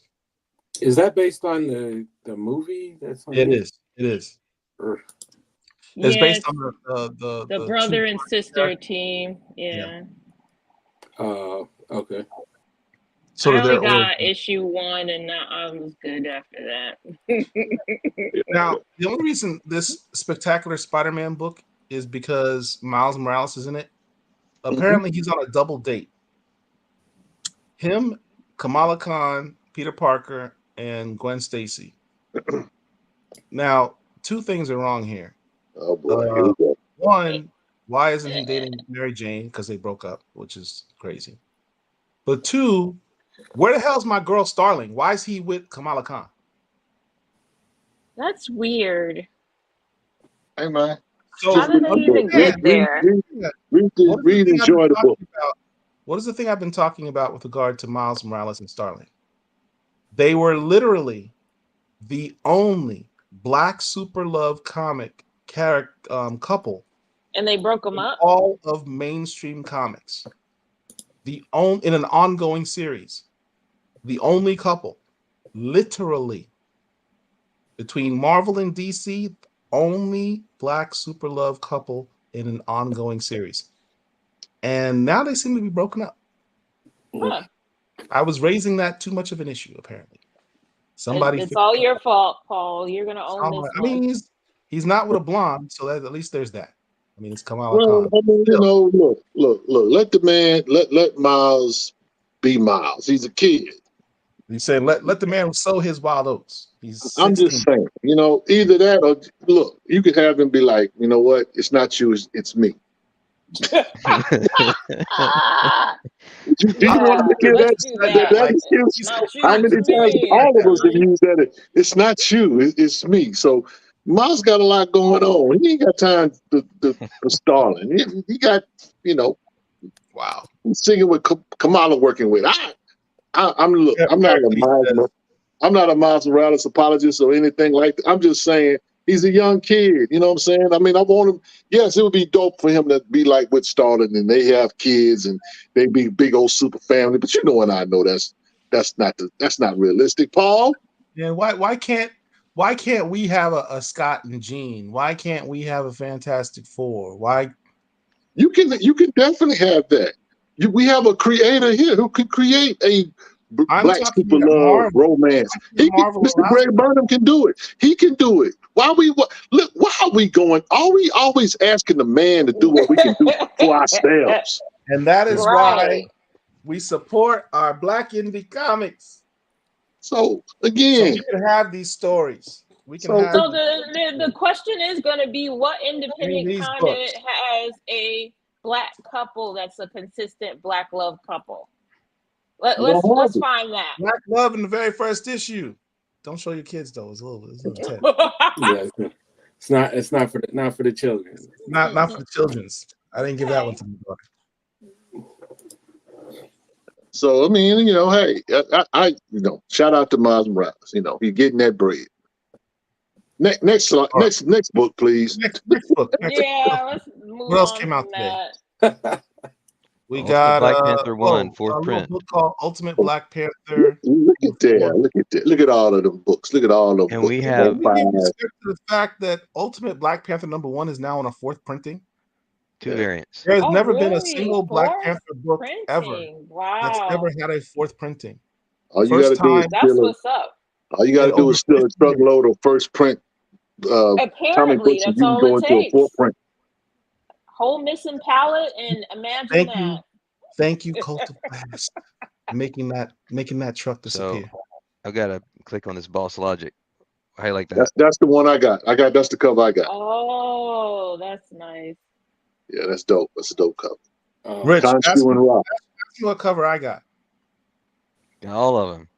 Pre-order. Yeah, but it don't count though. It don't count. The hard Black. Shout out to the Black the Black Panther fans who don't believe that this book counts, but y'all buying every cover, every variant. Shout out to all of y'all. Y'all just breaking the bank. We're gonna keep pissing them off, but they're gonna keep buying these books. Yes, tell I them. don't have the I'm with you on that one. I didn't see that one, so I'm gonna kick myself for that. And I gotta probably eBay that. How do you pronounce the name though? Boss Logic. You probably get that at the shop, bro. I got this one. Straight out the shop. Straight out the shop. Now that one you may have to pay some bread. I'm gonna have to pay some bread on that one. Yeah. Yeah, that's a nice cover. Yeah, nice ads too. Can't get rid of them. Come on, man. We're Click on. ignoring them, Derek. We're ignoring them. Just click on the button. All right. All right. Scroll down. Yeah, And here's last some more but not Raza. least, Look at the Raza too. Oh, look at Raza that always one. got fire covers. That brother's got so much style. Yeah. Shout out to him. He know how to make a fade. He got John Stewart's fade right. Yes. He did That's on that right. Green Lantern cover. Yes. Yeah, that was tight. I mean, John Stewart always had the chili bowl. I just didn't understand it. Chili bowl. You know, white people. You know, white people just they don't. You know, it's so funny. What did they say last year? With what's the guy named Kelsey? The Kelsey. That's like white people so stupid. Oh yeah. he get a fade. They call it the Kelsey. I'm like, really? Oh, appropriation. There we go. Even Kelsey was like, nah, y'all need to quiet that. I didn't invent this. He did. He kind of spoke against it. Yes, so serious. We covered it. We do know about the Predator versus Black Panther book. Yeah, you go back and listen to the replay on that one. We don't want to have to rehash that one because it'll give Paul some additional trauma. I was a little triggered. So to the Black Panther fandom, listen, I just had a moment. Y'all forgive me. Charge it to my head, not my heart. I still think y'all tripping, but you know. I don't even know what that's supposed to look like. I'm curious. We may be tripping, but are we wrong? Look. Angel, it's simple. It's the most dangerous man in the world versus the most dangerous alien. I'm here for that. I'm here for that. Okay. Now here's the thing though, Paul. If T'Challa or whoever it is don't get cut, we don't know which if he don't get cut, then I'm gonna say that's whack because the Predator gonna cut you. You get cut messing with the Predator. Everybody bleeds when it comes to the Predator. Okay. I'm just saying. Does the Predator bleed? Ask Wolverine. He know. Ask you a question, Richard. Does the Predator bleed? Yeah, he bleeds. It's green. Then he it's can green. It glows. Yeah. No, you got to say it like Arnold Schwarzenegger said. If it bleeds, we can kill it. Exactly. Get to the chopper! Get to the chopper! We can kill it. Get to the chopper! The last issue, Wrong Earth Dead Ringers. This is on the list because the art was by Jamal Igle. Oh, okay. Now, see, y'all forgot. Speaking of Jamal Igle, and I don't even see it on the solicit. Oh, that the last book? Are y'all sure? He don't look anything like that anymore. It is the last book. Now, see, some y'all have been lied to because this book came out today as well. Ooh. Oh, number 2. Dudley Datson, yes, issue number 2. Hold it up, Rich. There we go. No, it's not Paul, on the Paul's slipping. Yeah, he's slipping. Oh, and it's got gold foil lettering. That's nice. Yes. I got caught slipping because that's not on the list. I apologize. I will go on the line right now and fix that. Now, Mr. Burnham. See, it's important I bring that up because we do these shows with the list, right? But what's coming out or whatever. So we did a whole show, right? And your partner Marcus Williams had a book that came out that he wrote and drew, which was the Popeye. Dead Eye Popeye that came out for Free Comic Book Day. Mm-hmm. We didn't talk about it. We didn't even know it was on the radar. So when I found out that book was coming out, right, I went to like 4-5 shops and could not get my hands on that book. That book, we literally slept on that book, and I was stressed because Popeye is one of my favorite characters, and Marcus Williams is one of my favorite artists. I had extra copies. Yeah. Well, I mean, at the time, Angel, I was in the shop. I ain't had time to beg y'all for. Well, I don't have any more extra copies anymore. I only got my one now. I had to go to the eBay machine. Oh. I had to swallow my pride and pay for a free book. But I wanted that book in my collection. So that's a black tax right there. Very much a black. That was a black ass tax. That's what that was. All right. So Dudley Datson number 2 or Dotson, I guess. Mm-hmm. Yeah, that's a good book too, man. That's a very, very good book. Good, Yeah, man, good. sci-fi Okay, book. so I can go You gotta back keep now. that on me. Let's see. Go back and make sure we got it here. Look at that. It's in there. There it is. Now I do say that now I got the one I got at the shop was the gold The gold lettering, the foil gold lettering. lettering That's or whatever, really but both nice. of them they the same price. They the same price. They $4.99. So Oh, okay. if you can find one with the gold lettering, cool. But they the same price, just to give you the heads up on it. So if anybody's trying to tax you for the gold lettering, it's not proper. So, but yeah, Jamal Igel's dope when he ain't tripping on Twitter. I'm just keeping it real. All right. So Shout that out to my covers this man. week. Oh, we're gonna talk about next week, right? What's next week? What's happening next week? Oh, I'm looking at the You page wanna before I talk pull it about up. Let me pull it up. I'll pull it up quickly. I see some stuff on here you might be interested in. We have on Sunday. Oh, what are you talking about? The interviews? Book. Okay, that's what you meant. Philadelphia 35. Let me just a quick look. Yeah. It's a vampire week. So my man T'Challa he died, but he see. We tried to skip Black Panther. He wouldn't let it. He wouldn't have it. Hold on. Let me go we back. would not have it, though. We would not have it, though. Oh, damn that! No. You're not skipping over my man. My man's got a book coming out. Here you and go, written Paul. by Cheryl Lee Eaton. Yeah. Black Panther. That's the Greg knows from where? Milestone Initiative.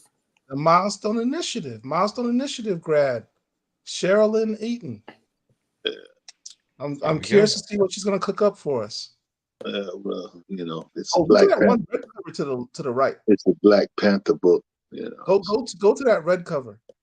Scroll this down. one here. No, scroll down. Look to the right, all the way to the right. Yeah, that this one. Oh, it's got Blade on there too. Oh. Him versus Blade. Well, again, you guys, Black Panther fans, boy, I tell you. Look, I know you're a bit of your man doesn't have a book, but Black Panther fans, I tell you. All right. I had to give him to. Let's check out whatever. Should be allowed. So you like that cover? I'm partial to this one. I don't know. That looks like a Philadelphia cover.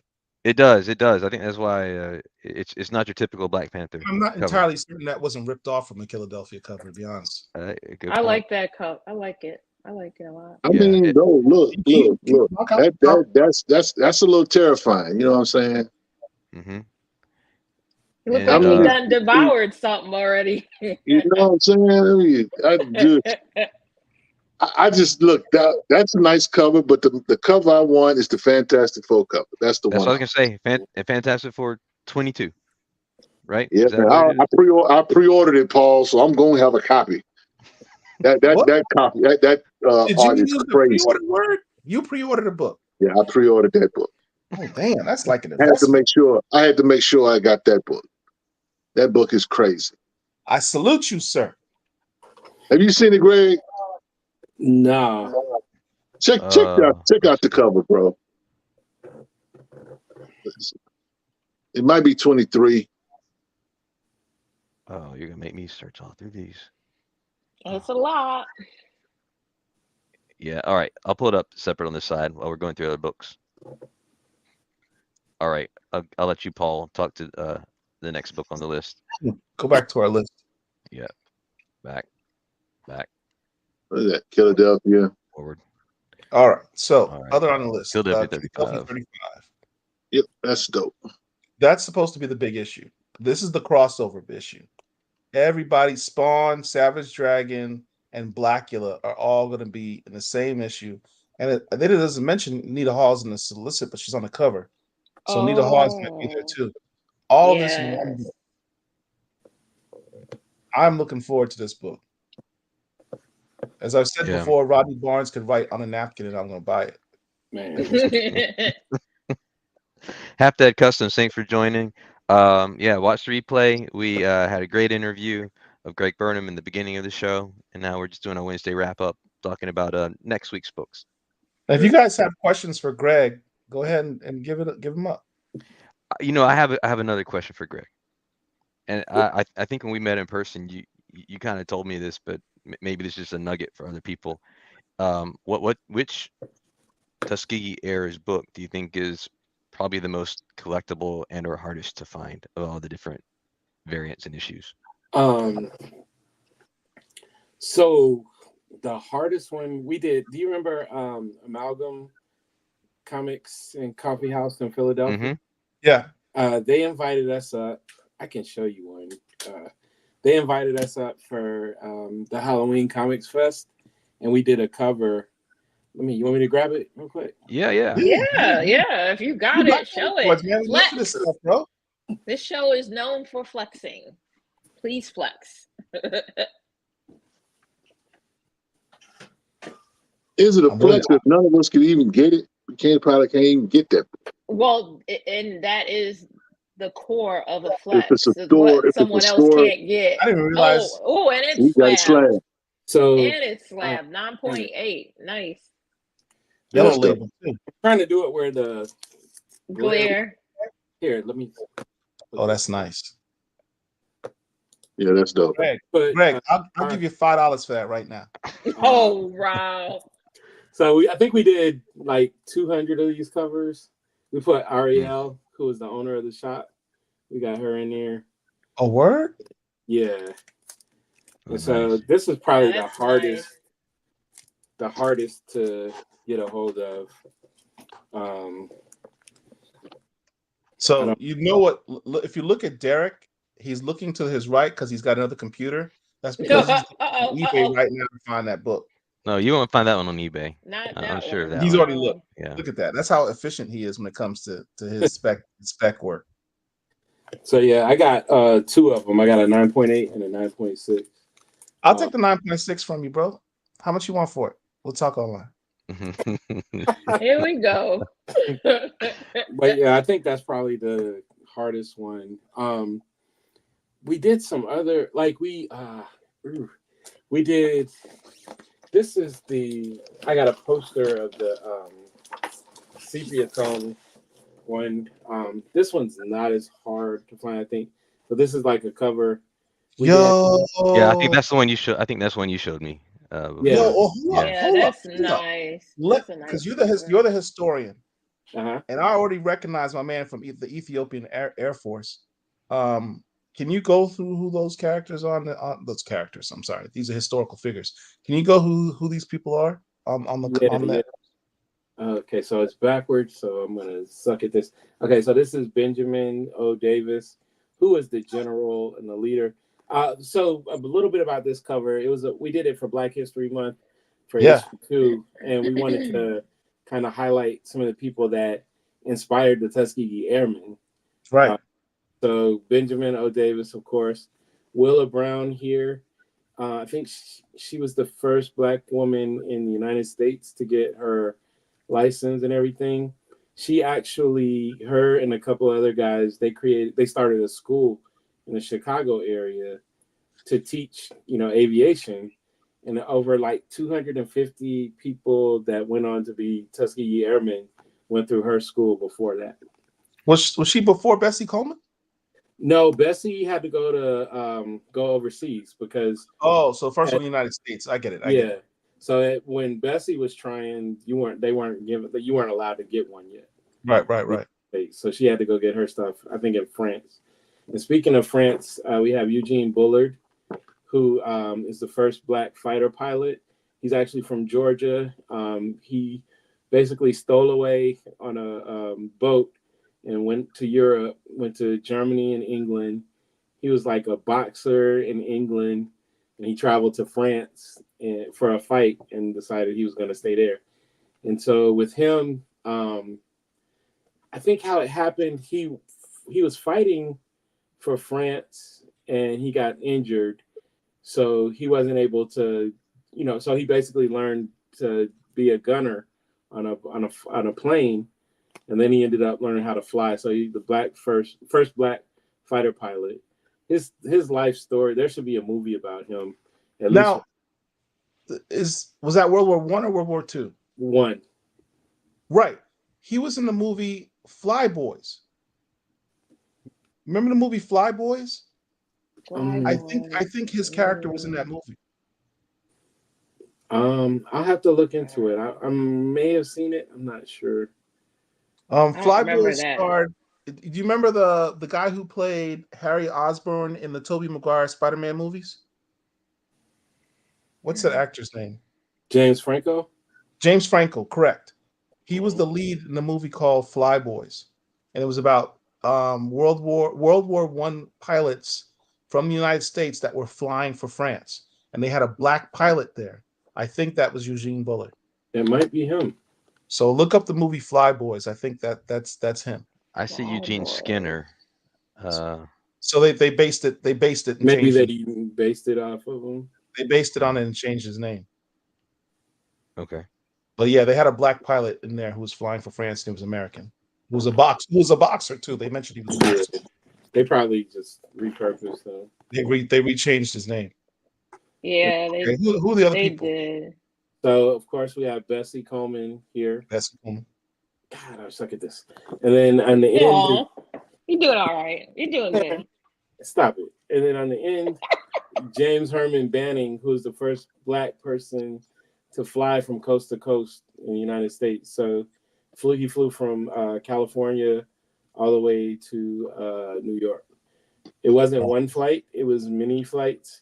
Him and his co-pilot, they were stopping and barnstorming, doing all kinds of odd jobs to make money so they could keep servicing the plane. But he made it from coast to coast. So that's what that one was. The book is cool because we actually put little bios on the back cover for people to know more, so you can know more about them. You don't have any more copies of that book? I find them every once in a while. The problem with that book is that the printer that we used, we found out they had a hitch, and so it basically messed up the back covers to where you're not going to get like a 9.8 or nothing if you try to if you slab it. Yeah. So it's got like a little scuff on the back. I don't know if you could even see it. That just adds to the character of the book and the See history. that right there? Oh yeah, I see it. I see it. Yeah. So there's just some questions. Styles is serious. Said, where can you get that? Hey, you just have to be on the lookout, right? Yeah, I don't know.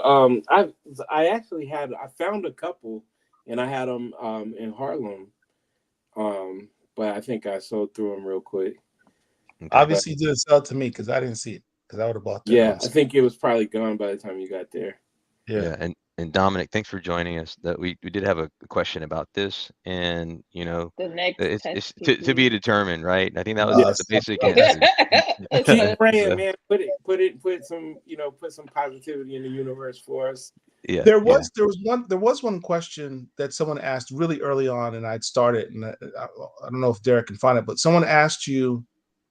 I know doing a whole animated feature is costly, what have you, but what about doing like a little, promotional animation for the book? Well, we're working.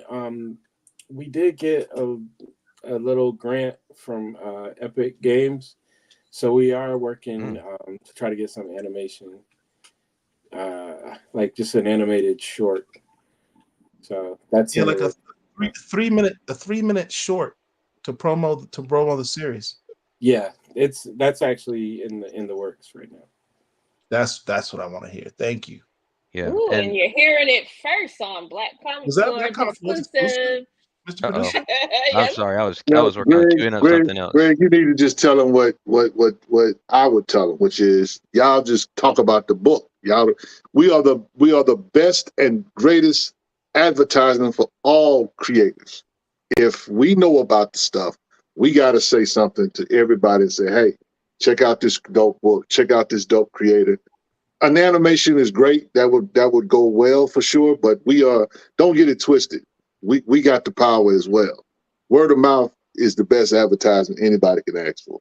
Yeah. And that's what we see constantly. Like, I was at a show in New Orleans this past weekend, And, you know, I get home, I got a bunch of orders from New Orleans. So it's one of the best parts about it is that people grab the books, they read them, and if they like them, they enjoy it, they tell other people. And so it kind of keeps sales going through all the time. Dr. Wizards, you're not going to play the BCL exclusive video? Sure. This is a Black Comic Lords exclusive. Gotta work on your timing, bro. Gotta work on your timing.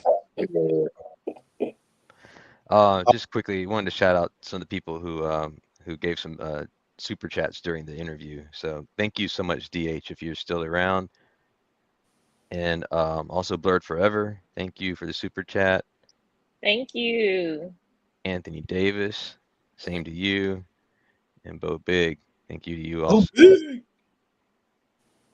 All right. Super chat. There's another question. What's your IG? Me, it's what?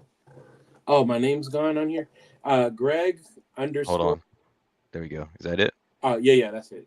Okay. All right. And Dominic says yes. Brother was in Fly Boys, so changed the last name. Okay. All right. We want to just finish up. As I told you, Greg, I'm always fascinated by military aviation. That's why I know about stuff like that. Yeah, my dad was in the military, in the Air Force. I grew up around flight lines forever. One of my grandfather's best friends, they call each other cousins, but he was a mechanic in the 332nd. Oh wow! So Tuskegee Airmen. So yeah, this has been my whole life. I grew up around on flight lines, living close to flight lines for the first 16 years. I love that series. So, Greg, this is the cover. This is the cover that Rich was talking about. So this is Fantastic 422 that Rich said he pre-ordered. Oh yeah, we were talking about it, I think last week. Was it Alex Ross? Wasn't it? Tastes like chicken. That's crazy. Tastes like chicken. Don't get that, bro. He catching it. I was looking at the one on his right side, but the dude on the left has got on the other side of his face. I'm like, God, no. All right. What's coming out next week? That is crazy. Yeah. All right. So let's see. How do I go back without? If y'all haven't pre-ordered that Philadelphia 35, good luck finding it. Doing that. Good luck. Okay. You got King Spawn. Midnight Sun, my man Brian Edward Hill. Yeah. Brian that Hill's cover is pretty nice too. Yep. The final issue of Night Thrasher, which has been disappointing, but hopefully they'll end strong. Space Negro, the last Negro. Look, I know you guys. Why is this on the list? This is Homeboys in Outer Space, the comic book. But someone told me who read this that it's not nearly as bad as the name sounds. It's not. I have it. Have you read it? Bad. It's not bad. It's not bad. I just think it's funny. Look, if I'm in space, I should not be going through any kind of racism, prejudice, or whatsoever. If I can't, you know what I'm saying? I would like to think that if I just, took a trip to Mars or something, that the Martians wouldn't be racist, that the Martians wouldn't be prejudiced. I can't get I can't get away from who I am. No. Nowhere. Tragic. You know what? Shout out to Cody Ziegler on his Spider-Punk run. Yes. Cody's working on Miles Morales, Spider-Punk, and now Deadpool. The man's putting in work at Marvel, so props to him. Always good to have a paying gig. Star Wars: The High Republic. Y'all are tired of hearing me talk about black people in Star Wars, so I won't belabor the point, but y'all should be supporting black people in Star Wars. And you know what? The problem I think with it is, Paul, apart from the fact that there is a lot of books, there's nothing of the and this may be a Star Wars issue, but there's nothing that stands out. It's almost like, okay, oh, that's a black Jedi. Oh, it's one over here too, and another one. Hey, but nobody really just like really is standing out, and all of those characters that they created. You know, the only character that I know is Keith Trent as far as Jedi is concerned. Right. I'm sure that there are other characters, whatever, the noteworthy. More. There's a whole bunch of black characters. Not a Staros, but that's the thing though. There's nothing about them, I would say, that's so appealing that causes them to stand out. It's like, okay, it's black people in Star Wars now. Hooray. But it's like, okay, am I going to see these people, or at least one or two of those people, on screen at some point? And I may, and that very well may happen. But did you see the Acolyte trailer? Well, again, that's a show, right? But who's in the Acolyte from the New Republic stuff? The Acolyte takes place in the New Republic, the High Republic. Okay, but do you know who is in Acolyte that's from the comic books? From the comics, no. I mean, that's my point. It hasn't come out yet, so I don't. That's my point right there. Because we haven't released everybody yet. We don't know who's going to come out yet. Well, but you know, and I know when it comes to things like spec, Paul, that's one of the things that people look for. They be like, okay, well, this character's going to show up. None of these books have spiked, and I don't expect them to spike after the Acolyte drops because we don't know who's who. Well, we don't know if they will spike. Man, I ain't buying a bunch of books for that to be like, oh man, didn't nobody show up. Somebody showed up and had a cup of coffee. I'm not buying books just for spec. 5-year-old me who watched Star Wars in 1977 would have loved to have seen a black person in that movie. Well, you didn't have to wait that long. Now there's a cornucopia of melanin in the black in the Star Wars universe. You got Lando. What you talking about? You got Billy D. Williams. That wasn't until Empire Strikes Back in the first Star Wars movie. Empire Strikes Back came out in what? 81? Came out in 1980. 1980. You didn't have to wait 3 years. I had to wait 3 years. I was 8 years old. I was practically. You know how long 3 years are when you're 8? He had something else to do. He watched a bunch of. You know what, Greg? He watched a bunch of Star Trek. He ain't missed nothing.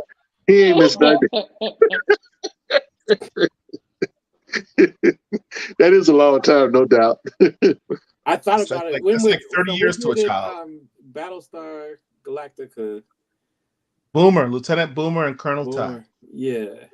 What year was that? That was the most melanin on a sci-fi show at the time. And I was here for it, man. I love that show. Yeah, so here's the top. We talked about that when I said I like military, aerial stuff. So here's the top cast for the Acolyte. I see Amandla Stenberg, and then Jodie Turner-Smith. Yeah, and she's playing one of the witches. Yeah, okay. Jodie Turner-Smith is playing one of the witches? No, yes, Jodie Turner-Smith is playing the head of the coven. Okay. And Amandla, I guess, is playing one of the Jedi? She's playing a Jedi that has turned from the Jedi, and now she's doing something else. Okay. And then I think Charlie Barnett, looks like he might be a little bit melanated? Yes, he's playing a Jedi, Yord Fandor, who's not in the comics. None of these characters in the comics. Wait, does that come out tonight? When does that come out? No, that doesn't come out till what, July? That's later in the year, right? Because they just started the advertisement for it, I thought. Yes, I don't think it's not July. It's later on. Really? What's up, Sean Damian Hill? Hey, thanks for joining us. He's shouting you out, Greg. Sean is the man. One dude who's the man talking about the other dude who's the man. You the man. No, you the man. No, you the man. No, you the man. Pericles said we could have had Glenn Turman as Han Solo. I'm good with the Han Solo we got. You know what I'm saying? Because then if that would have been the case, then Leia been a white girl, and then that'd have been a whole issue by itself. Wow. Hey, I'm just saying. Starts on June 4th. Yeah, it says so. Actually, in a couple of weeks. Yeah. Right. Wait, Acolyte comes out in a couple of weeks. Is that what you said? Yeah. June 4th. Yeah, it's a Tuesday. Okay. All right, we got one more book on our list. I've been talking to y'all about getting these High Republic books for the last 2 years. I think I got all the wrong ones. I got the very first ones. Yeah, High No, Republic those are the best number ones to get. one. Is the first ones. The first High ones is Republic, the volume High one. Republic number one, The High or High Republic Republic, Adventures. the whole not the High well, the High Republic Adventures is the first issue of that maybe, but the first volume of High Republic are all like I loaded up on there was a Republic lot of number first one. appearances in those books. Yeah, well, we'll see. I don't know. I know there's a lot of first appearances, but for spec, I don't know. And then there's this Wolverine number 50. Yeah, that's by Victor LaValle. I'm supporting that dude. And it's just a dope Wolverine story. It's one of the best Wolverine stories I've read in a long time. Yeah, that's the last story. I mean, that's the last part. And that will be the last issue of this run I will get. All right. So that covers next week's books. All right. Hey, it's getting pretty late. Anything else you want to cover here? It is. What time is it? It is 42 after 11. Oh, no. We can't let this slide. We got to talk about this real quick. Shout out to Marvel and DC. That clock is ticking on that MD Bright tribute. Man, I hadn't seen nothing. Let me put my hashtag up. I ain't seen nothing. So, y'all, a lot of y'all trying to show Marvel and DC a little grace, but they gonna get this smoke. If we don't see nothing in the month of June, Where is the MD Bright tribute? Yes, MD Bright tribute. Where is it? I have a question. Is this his last work that he's ever done? Do you know, Greg? Oh, that's a good question. I don't know. He was in this book, but I don't know of any books he did after this. This might be the last thing he's ever done. So y'all, Noir is the new black. Yeah. Hashtag where's MD Bright tribute? So we gotta keep pushing that. Every week. I'll bring it up every week. Yeah. Recast the child. Yeah. You had to throw that in there, Rich. Just saying. Look.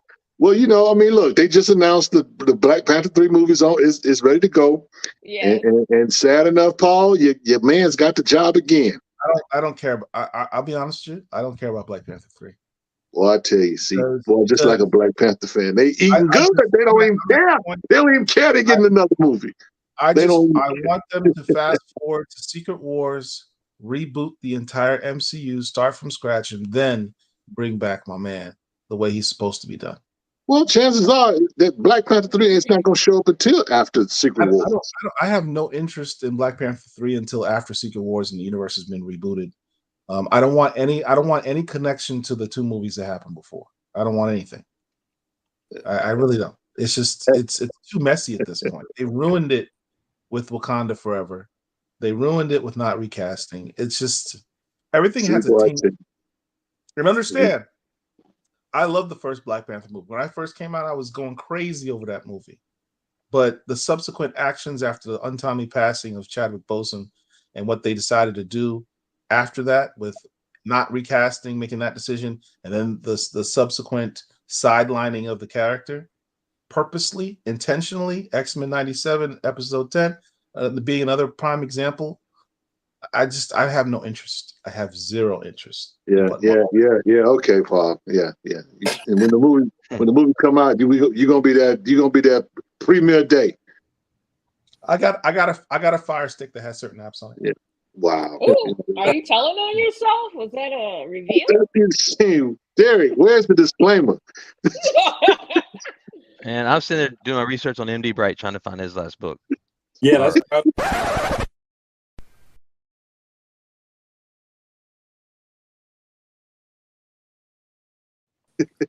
in my defense, that might have just been the last book. This right here. I'm looking through all his literary accolades, and yeah, I think Paul's right. I'm a Black comic lord. Of course, I'm right. Oh my God!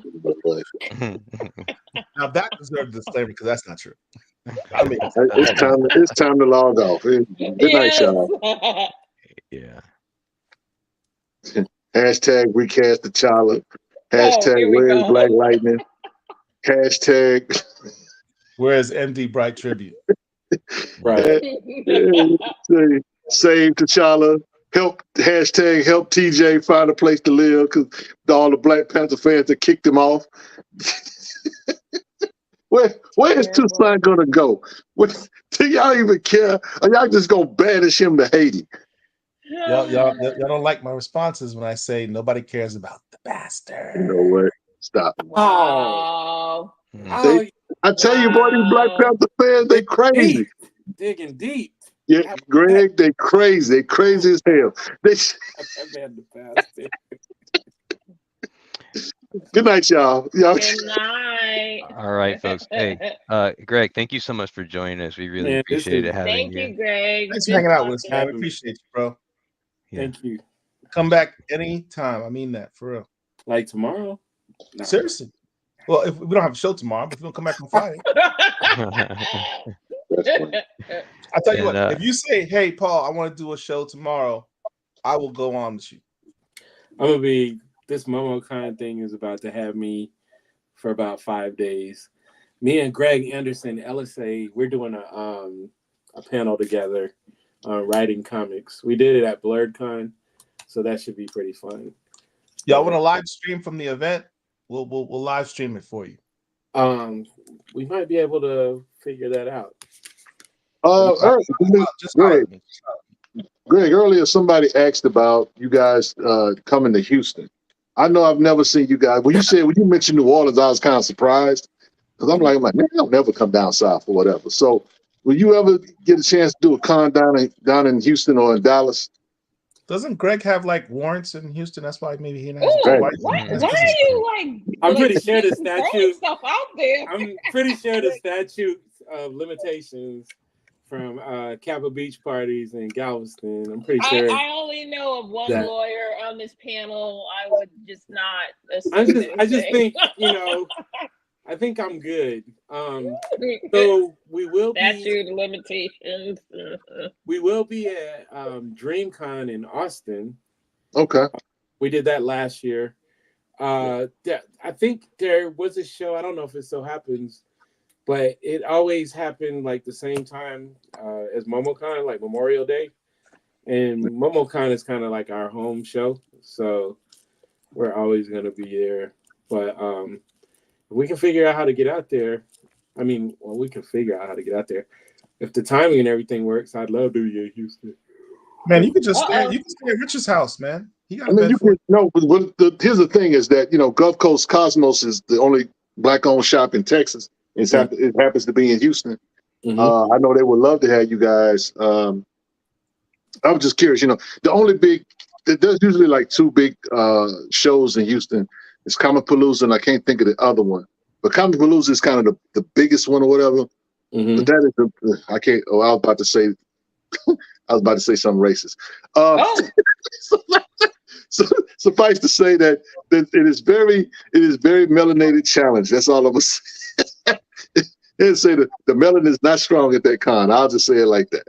But how far is Austin from y'all? Austin is about a 3-hour drive. Texas is large. Yeah, because DreamCon is you'll get all the melanin you need at DreamCon.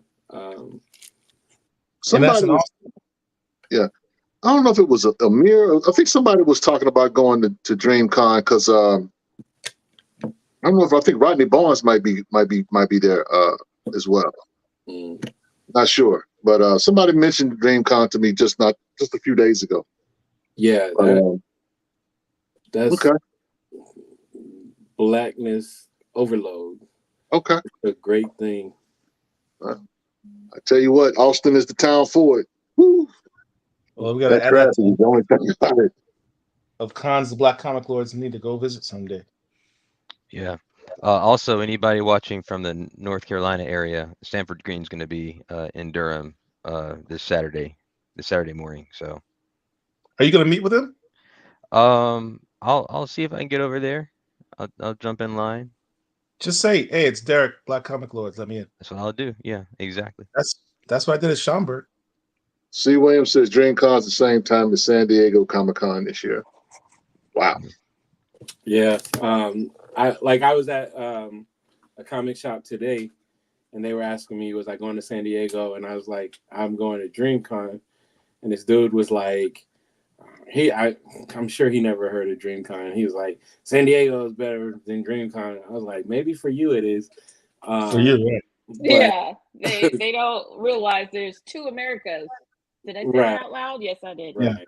Yeah. And I mean, we make bread at San Diego. I'm not tripping, but it's, being around 20,000 Black people is more. It's more better. More better. Yeah. Sound like Wakanda. They're great. Like BlurredCon is great. We do that every year. DreamCon it's like a different feel. So it's not about, like, to me, it's not about who's better out of them. It's just they're different. So it makes it more fun when you go to each of them. So it's a vibe for sure. Oh yeah. You make me want to go to DreamCon. Man, listen. Mm-hmm. I'm like, yeah, it's crazy, man. All right. All right. Well, I think we're just about done. Paul, you doing a show on Friday night? Black Panther came out this week. Of course, I'm doing a show on Friday. Okay, cool. So check out Paul and Mark. Black Panther fans. And then Rich, are you doing a show on Sunday? No, yeah, y'all have an interview. And yeah, we're doing. For those who don't know, because we just found this out today, we're going to be interviewing David Crownson of Harriet Tubman Demon Slayer on Sunday. Nice. I just found this out right now, as a matter of fact. It's news to me. It was actually supposed. He actually wanted to do today, but I said Greg Burnham beat him to the slot, and he said his words, "Kick him off." Oh. I said, no, wow. I'm not going to kick Greg Burnham off the show to put you in the spot, and so we agreed on Sunday instead. Sounds good. It'll be good. So, it'll be Greg, good. you might want to talk to your man. Oh no, that's David, man. He was joking. He was joking. Yeah, of course. Yeah, cool dude. Yeah.